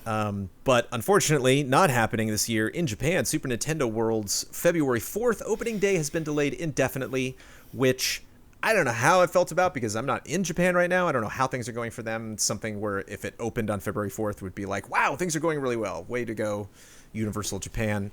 But also something that once it gets delayed, it's like, of course, we'll probably be expecting more of that happening this year. Speaking of delays, Rider Republic has been delayed to, quote, later this year. Hogwarts Legacy has been delayed to 2022. And not necessarily delayed, but the roadmap has been laid out for Cyberpunk 2077, all of their new, updates and hotfixes, and free DLC and stuff. The very tail end of that will be the next-gen versions, which will likely not happen until the end of the summer or maybe Q3 or Q4. Hoping that DLC is like very substantial, like Sure. Hearts of Stone. I don't know if it'll be I don't think it's crazy. that kind of DLC. I think it's the stuff that came out before that type of thing. But so, they like with Witcher, they just had like little free DLC things. That's what right? I mean. I think that's what it is. Like a little item or something. Yeah, you get these little bonuses. Remember, like, anytime they like talk up like the 30 free DLCs, like that's the that's kind of true, thing. Blood. You're right. You're right. I don't expect an expansion out of this. Maybe like some short quest line, but yeah. It's funny, the roadmap doesn't have months on it, so you kind of have to like print the roadmap out and then put it on like a vertical chart of the year and be like, August? It's hard to tell like where that line sets. So like, just ballpark it sometime around there. They did specifically say that, both the DLC and the next gen version were pushed back so that they could work on the patches. They also had just another really, really fun week apology, but I'm just so tired of just like I'm not tired of ragging on. I'm not a fan of analyzing people's apologies because there's no winning. But. Yeah, and they just one of the things specifically is they kind of dumped on Q&A a little bit. They were like those QA testers, and it's like those are the last people you should be blaming. Oh yeah, what? But well, they specifically took the blame at the top, and then they made this comment that like made it sound like they're not good at it. Yeah. They're not good at that. Spanish streamer the Gref G or the Grevg hit 2.5 million concurrent viewers on Twitch. That's crazy. Far and away the new record. That record kept getting beat just a little bit here, a little bit there. That's probably going to hold for a while. The U.S. Natural Resources Defense Council officially advises PlayStation and Xbox to enable energy savings by default. The U.S. government is telling Sony and Microsoft too much energy. Or not the government. It was the official... The U.S. National Resources Defense Council is telling these two companies too much power. I don't know anything about this organization, but too much power on these things. Those are words I've never uttered before. That council.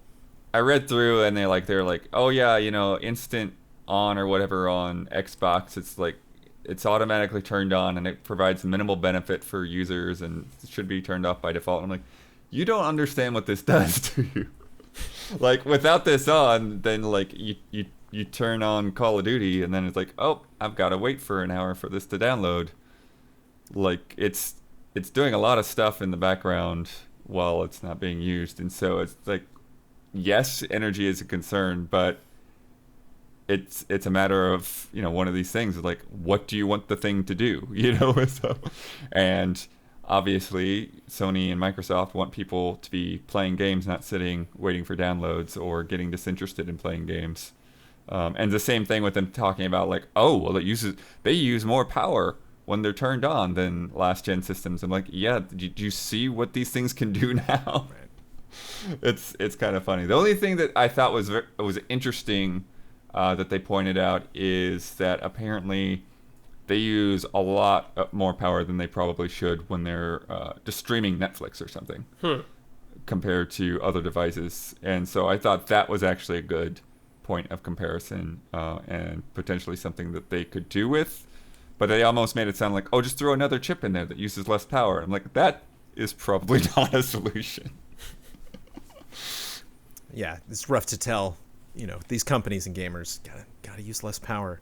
As I mentioned, Steam submitted their numbers, and they're all great.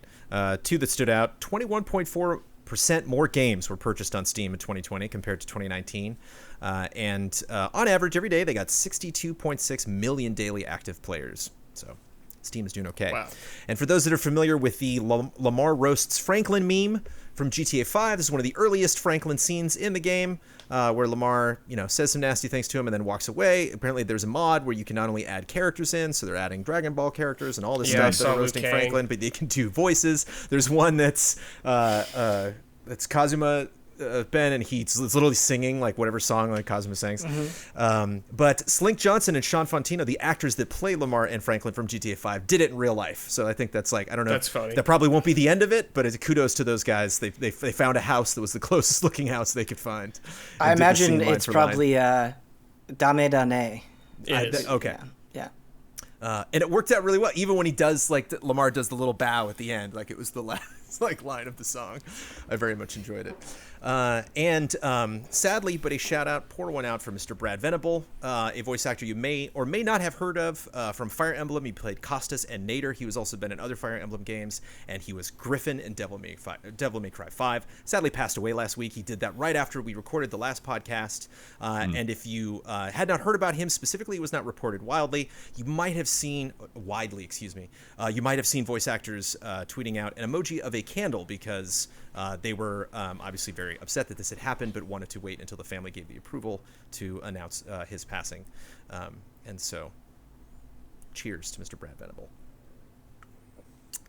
It is time for Love and Respect.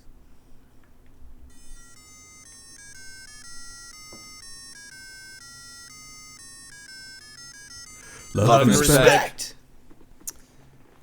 Mubuhai allies. What are some sides of the gaming industry that you have little to no knowledge of but are fascinated by? This is from Ben Gesmundo. Under the radar parts of the industry that you're shocked even exist. Like, did you know that there is a healthy Catherine and farming simulator competitive scene? Feeling jolly for unique games like Fold It and Endeavor RX that contribute to scientific research in medicine. From sides like the mobile gaming industry and the trends happening there to some little-known gaming events that you occasionally check on. It's always a neat surprise to hear about stuff that makes you realize that the gaming industry that you usually cover is only a part of one giant whole. Love and respect, Inozaki. And Mubuhai is a Filipino greeting, meaning long live. Oh. So there you go. It's funny to put those two things together as like something that fascinates you, but you don't know anything about. Or you hear about it and then you're like, wow, there's no way I'm going to do all the research on that. But it's cool that it exists. Yeah, I mean, really interesting. Go ahead. I just think that like the last couple of weeks when we've talked about like EVE Online, that's one of those things that like I can't possibly catch up on EVE Online and understand that without just getting rid of all the other video games. But it's certainly fascinating. I know almost nothing about RuneScape, but it's so fascinating to me because like I had a friend who was obsessed with it, and I know so many people like are currently and have, or at least in the past have been like obsessed with RuneScape. And I don't even mean this as an insult, but like I look at old RuneScape and I'm like, how could anybody be into this? It's like, it looks so primitive that it's like hard to understand what's going on, but that fascinates me even further. Like, why do people love this game and like some of the stories that they tell and like the encounters that they had? It's really, really interesting to me. One thing, it's not necessarily about like a specific game, but just hearing developers talk about like making like something into a graphic on a computer. I have like no idea how you like get there, like at all. Like that to me is just so crazy, and I wish I knew more. But it's just, I think it's awesome. I just don't know anything about it. Like, oh, here, let me just make this guy right here. Oh, here's Nathan Drake in this game. Here's him moving and everything. It's like, holy shit, how'd you do that? I love seeing how sound effects are made. And that's cool, dude. How crazy they have to get, and they're like, oh, if I like put this stick into like this slimy stuff and wiggle it around, it'll sound like somebody exploded. Like that stuff's awesome. Shout out to Sweet Justice, former sponsor of the Easy Alliance podcast. It's fun to see pictures on their website. There's like a giant tank and some dude just right next to him. Can you do that again? It's fun. Because sometimes, Ben, you're using something you wouldn't think would be the thing. And then other times it's like, no, that's a helicopter. Like we went out and, there's only really one thing that sounds like that. Ben, EverQuest is still releasing DLC. Like there's still crazy. Yeah, it's like you mentioned that. Yeah, a couple weeks ago, 26th DLC or something, 23rd, 26th. Like, damn, it's nuts. Final Fantasy 11 still online. Like really old communities. I mean, my one that's not. I don't know if it's necessarily something I'm shocked even exists, but like. And I'm probably, as the moderator of this podcast, like, probably shouldn't say this for somebody to be like, oh okay, I'm going to not tune into that podcast anymore. But just esports. I mean, just the idea that, like, I saw in my inbox today, League of Legends is like, all right, season 2021, here we go. And I'm like, cool. I am not, like, in touch with this at all. It was just the same reason of just, like, regular sports. It's just something that, like, takes such a commitment, even the fighting game community, which is something that you very much, are in tune with. So many crazy layers to that, and so many names, that I see, so many teams, and trading, and so much going on. So much stuff that people just live and breathe every single second of every day. I just feel like esports has developed in such a way, and I could be wrong in this, but like, it's saying you keep up on esports, I think is like pretty difficult, just because there are so many communities with so many events going on, and so many players that like you do kind of have to focus on one thing, where it's like, okay, I'm specifically going to focus on fighting games. Like that's, what I'm going to watch when I have the time. But I'd be really interested, actually, like leave a comment if you are like heavily invested and watch tournaments for like multiple games and multiple genres and that kind of thing. Yeah, I'm curious what the crossover is. If there's people who just love esports, so they give me all of it, or if they're just like, not really. From Ebo Show, G'day allies. With every E3 that has come and gone, we wait for that dopamine feeling of hearing the presenters say there's one more thing. Remember Bled E3, that thing you don't want anymore? The current generation is coming to I don't want it anymore. Just kidding. The current generation is coming to a close. So I thought, can you name that thing from every E3 since 2013 that ended the press conference? This is only for Sony and Microsoft. Thanks, Ebo Show. Okay. I couldn't do any of this, but it's just fun to remember. From E3 2013. Final Fantasy 15 and Kingdom Hearts 3, was that year? The last thing. The one more thing. Wait, 2013 for Sony or Microsoft? For both. Let's see if you can do either 2013 of them. Was 2013 Halo for Microsoft? Microsoft was Titanfall.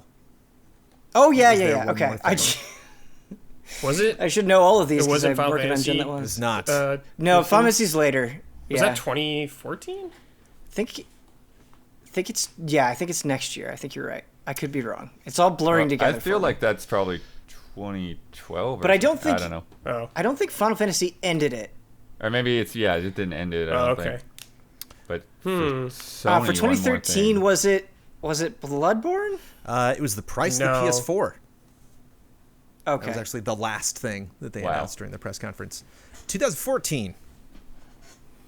The last thing that they showed. Last thing they showed. Microsoft. I mean, Ben's got the advantage on us, and he's still. Yeah. Like he just watched through all this stuff. Microsoft's was rough this year. Well, we'll put it that way. Is this Scalebound? This didn't. Scalebound didn't come out. This did. Oh, was it like Crackdown? Was it Halo 5? Crackdown 3. Yeah. Oh, that was the last thing they showed. I feel like they showed off like Halo 5 as a closer. Maybe I'm just misremembering. And then Sony. Was it Last Guardian? 2014 would be Horizon, maybe?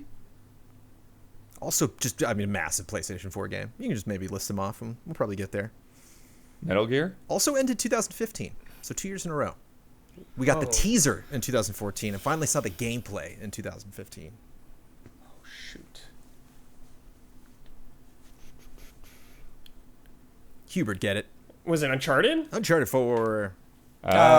Sure. Okay. That makes sense. But for 2015, what did Microsoft show us? Think red. Just think of the color red. 2015. Skulls.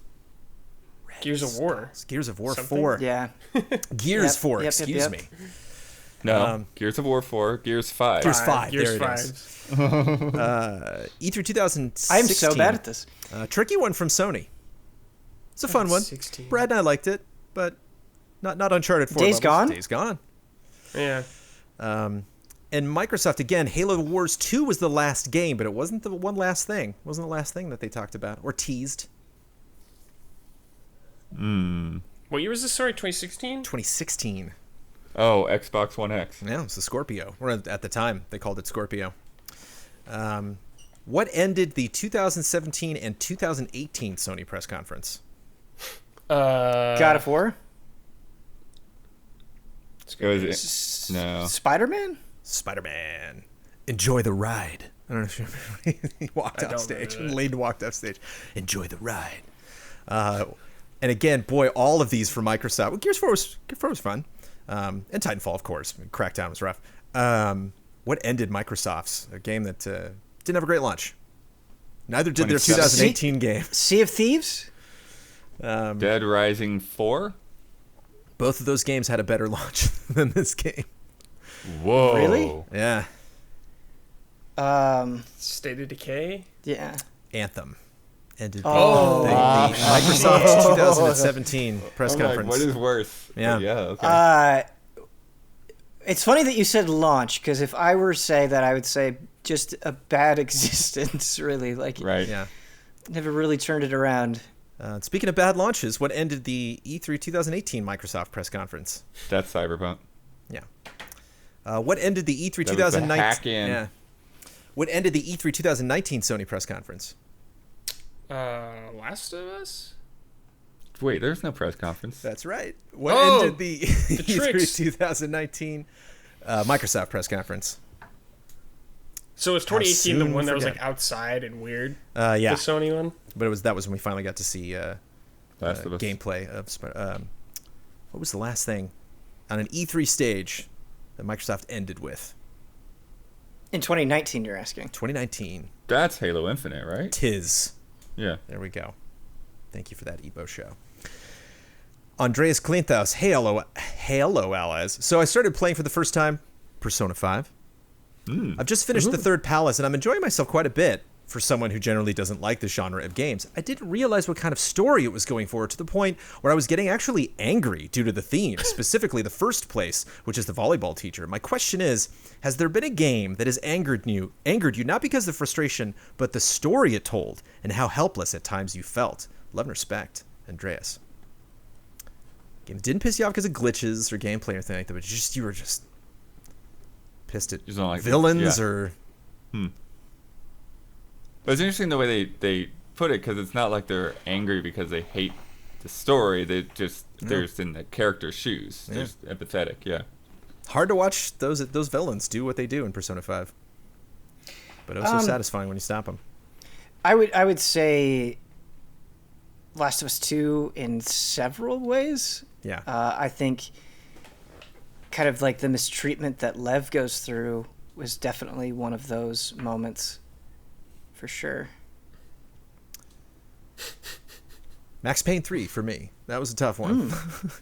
Because Max makes so many mistakes in that game. Like, so many. Every level in that game is because he messed up. Like, every level's like, okay, now I got to go do this other thing. I'm just like, Max, come on, man. Like, I know you're going through a rough patch, but dude, get it together. Yeah, I'd say Last of Us 2. Oh, man, you know what's a good answer? The end of... Well, I have to be careful here, but the end of Half-Life 2 Episode 2, you feel pretty damn helpless. Yeah. That's not necessarily... Yeah. You can feel just pretty say the end helpless. of the Half-Life universe, basically. It's like it's the last thing that ever happened, you know? Well... We'll see. Yeah. Final one from Sean Dupree. I got a game for you. Y'all a bunch of cheaters. Let's find out. I supply the cheat code. You tell me the game bonus. You tell me the game. Bonus point if you tell me what the cheat code does. We'll start off with an easy one. I mean, what do you think I'm going to say? Contra? There Yeah. you go. I didn't even say the code. Yep. Number 2. IDDQD. Oh, that's like... Is that Doom or is that Quake? Yeah. I would say that's Let's Doom. What's it do? Yeah. Is that God mode? It's the God mode from Doom. Yeah. Yeah. But wait, so the first code was just a Konami code? It's the Konami code. Yeah. Yep. Yeah, was but I mean, was Contra you the first can't- one it did? No, I don't know what was first. There's so many games that used it. That's I mean, why it's Contra called was the Konami definitely code. like Contra's the like the most defining famous one, Yeah. yeah. It's like I know a bunch of games used it, but I couldn't list a bunch of games. Like I don't know. Yeah. Gradius Well, does and then also. other games that aren't made by Konami reference it as Yeah, well. of course. So, yeah. A B A C A and B B. That sounds like a Genesis game. A B A C A B. That's the blood B. code for Mortal Kombat, isn't it? Boom. Yeah, there it is. I was gonna get, but Mortal Kombat was the first thing that came to mind. But I did not think Blood Code. I love Well that done, blood. man. Got the Daniel. blood I code. called you Dan. What the hell am I doing? Daniel. BARRAL. Oh, Bar. A-L. Oh, this sounds No, so that's, familiar. that's Donkey Kong 64. Close. I mean, it might also Kong be Donkey Country? Kong 64. That's Donkey Kong Country. What's it do? I wish I'd known this. I would I have don't know. certainly used it. I wonder if I Probably did. gives you like a ton of continue? lives. Or Yeah, something? No. I would imagine it gives you a ton of lives. That's what I would. 50 that's what I lives. guess. Yeah. 50 lives. Okay. Here's another one. This could have easily been number 2, especially considering the panelists this week. Justin Bailey. Oh, yeah. Original Metroid. Metroid. Yeah. And that you start with the swimsuit or whatever, and then a specific set of items. Sean said you start at Mother Brain, but maybe... Or it's Justin Bailey and then a bunch of dashes? Maybe that's a different code? Yeah, no, you have to put the dashes in. I believe blood. Up, L1, triangle, right. I think we're getting some tough ones. That sounds like some I don't know. I'm waiting for a GTA code. Sounds man. like Tony Hawk or something, but I don't know. It's a PlayStation thing. That's gets you Sweet Tooth and Twisted Metal 2. Okay. Here's a fun text one. Every little thing she does. No idea. I have no I don't know what the idea. hell that is. That upgrades your magic in Warcraft 2. Oh, okay. I haven't played it. Here's a long, extensive one, but at least you know what console it's on. L and R plus up, C right, R and left, R up, R and right, up, L and R and C down, L and R and down, L and R and C left. That's just how you do 1080 snowboarding. I didn't even know this game had to go. First of all, what's the console? Man, it's N64. It's It's 64, like yeah. Turok or something. I spent a lot of time unlocking cheats in this game. I didn't even know you could type them in. I always had to earn GoldenEye? these cheats. GoldenEye, That's yeah. a Yeah. That's DK mode. Speaking of DK, that's big-headed mode. Right A, right, left, right, RB, right, left, AY. What a fun, weird game this is. It's like a Super Nintendo game. No, it's what you wanted, Brad. No. You just said you wanted Oh, it's GTA? GTA 5. That's Invincibility. That's the one you wanted to learn. Boy, every time I would commit those to memory, man. Like playing a piano, I could do those so fast. Dude, I memorized GTA 3 ones at a point. And finally, first you enter the name Arc, and then you hold Start and L, and then hit X.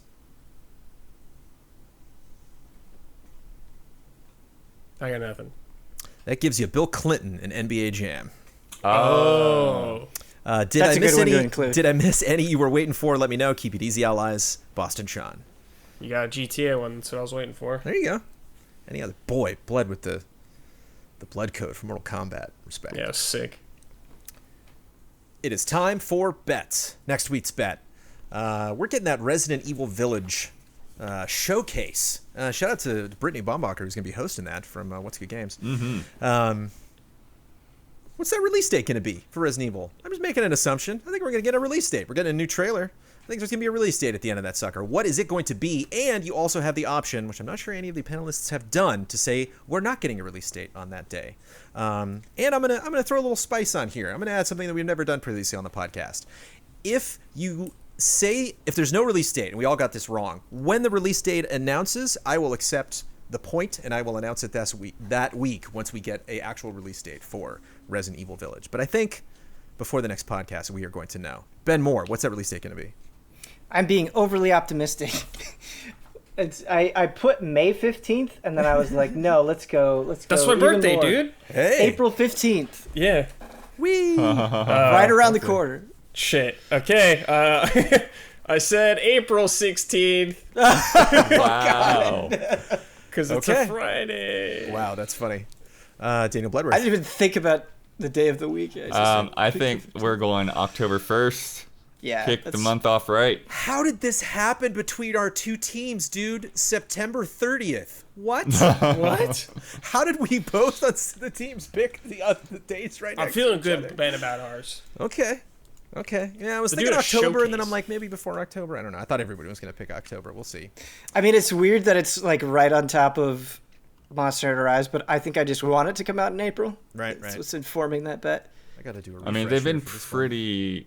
They've been going through these Resident Evil games at a pretty good clip. Yeah, they once sure. a year. Well, and I also 7, looked. 2, 3, and 8. Yeah. RE remake came out, or RE3 remake, I guess I should say, came out in April. So I was kind of basing it off that. Talk amongst yourselves. I'm doing some counting here. Count. Village, baby. Can't wait to shoot a werewolf, dude. That's what I'm talking about. I can't wait to be a werewolf. Yeah. Sorry, Ethan. Gotta put you down. I still don't know what this... Yeah, they're doing a beta for what? What are we gonna beta? Werewolf mode. Multiplayer, isn't it? Resistance 2. I mean, that's the thing. They didn't say a Resident Evil 8 showcase. They said a Resident Evil showcase. So I think we're getting more than one game again. But I don't know what's going to be. That was what it was called. Wait, what was the multiplayer called? Was it Resistance? No. Yeah, it was Resistance. Okay. It was Resistance, They're going to do DLC for that game. It's back, baby. Yeah. It seems like there might be multiplayer. There will probably definitely be a demo. The Umbrella multiplayer game. It's coming back too. Umbrella Corps. Last week's bet. Scott Pilgrim vs. the World, the game, Complete Edition launched today.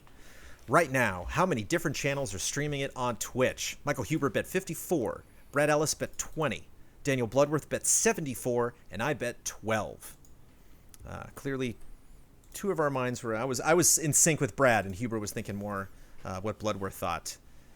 I counted up and I stopped when I hit 70. There are many, many, many, many more than that. Oh, okay. I'm sorry to the Scott Pilgrim team around the world, people streaming in English and other languages. Many people are streaming it right now, which feels good.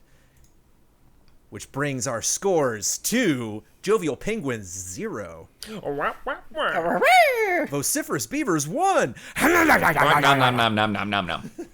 Oh my goodness. It's going to be a good year. I can feel it. Way to go, Blood. Good job. We covered that spread and we got that win. All right. Let me tell you about patreon.com/easyallies because I'm in a good mood. You're going to want to go to patreon.com/easyallies to check out all of the fun stuff that we do that maybe you can't check out on our YouTube channel. Maybe you can check out on our website. There's exclusive stuff. There's lots of information, lots of polling for, questions for our various shows, announcements about things that happen. So there's a lot of information that you can get. It's also where you would go to primarily financially support us. Obviously, this has been a very difficult year. People have been struggling, and a lot of people are still supporting us on Patreon at some very high levels. The highest level, the shout-out tier, which we will get to in just a second. But thank you to everybody supporting us on Patreon, and I would be extremely grateful if you would just go and check it out if you have not already. The following people definitely have. They've been with us for a while at the shout-out tier. Blood, you're going first. I'm going after you. Ben, you're going after me. And Brad, last but not least, a huge shout-out to Caleb Toki Crawford, L. Thanis, Greg the Dark Knight Kettering, Stephen Thomason, and Nick. Shout out. Shout out. Right on. Daniel Bloodworth. You won the bet. You get to promote any Easy Allies video you'd like to promote. You get the final word on anything you've disagreed with, want to reiterate, or just popped into your head, and you get to sign off with your trademark sign up. Go teammate. Go teammate, go. Yeah, so I was looking to see what we got, what's going to be good. I want to go with that Hitman 3 preview. Yeah. That Ben and Huber did, getting a little early hands-on with that game, and I think Hitman is one of those games that it definitely, to my mind, it feels kind of underappreciated because I've never dived into it, but from a distance, like I can definitely see like all the craziness that game has going on and the complexity and everything, and I think it's part of it. It's kind of a stressful preview to watch because the commentary and the gameplay, it's like I can see the wheel spinning like the entire time I'm watching the gameplay. Like I can see just in the way he's bobbing and like the way the camera's looking at objects. Like okay, that's me. That's my game. Awesome. That's my game. Awesome. Yeah. It's complex. A lot of information in that preview. I know this is like your sign off, but I'm so happy that you say that because the quality of those games certainly has not matched the appreciation, and like please give it a chance. Like it's definitely a little bit intimidating, but I think with mission stories and stuff they do a good job of easing you in, and those games are fantastic. Yeah. And then for final word, I'll just reiterate that need for our Patreon support, and just remind everybody that we are here because of you, because of our viewers, and we want to provide as much as we can free to our audience, but it does still need to be paid for. So head on over to patreon.com. There's been a lot of people who in this past year who have had to lower support or have lost work or whatever. And so just, consider hopping in there and joining in and keeping this train running. And we will see you before the next Blood Moon Rises.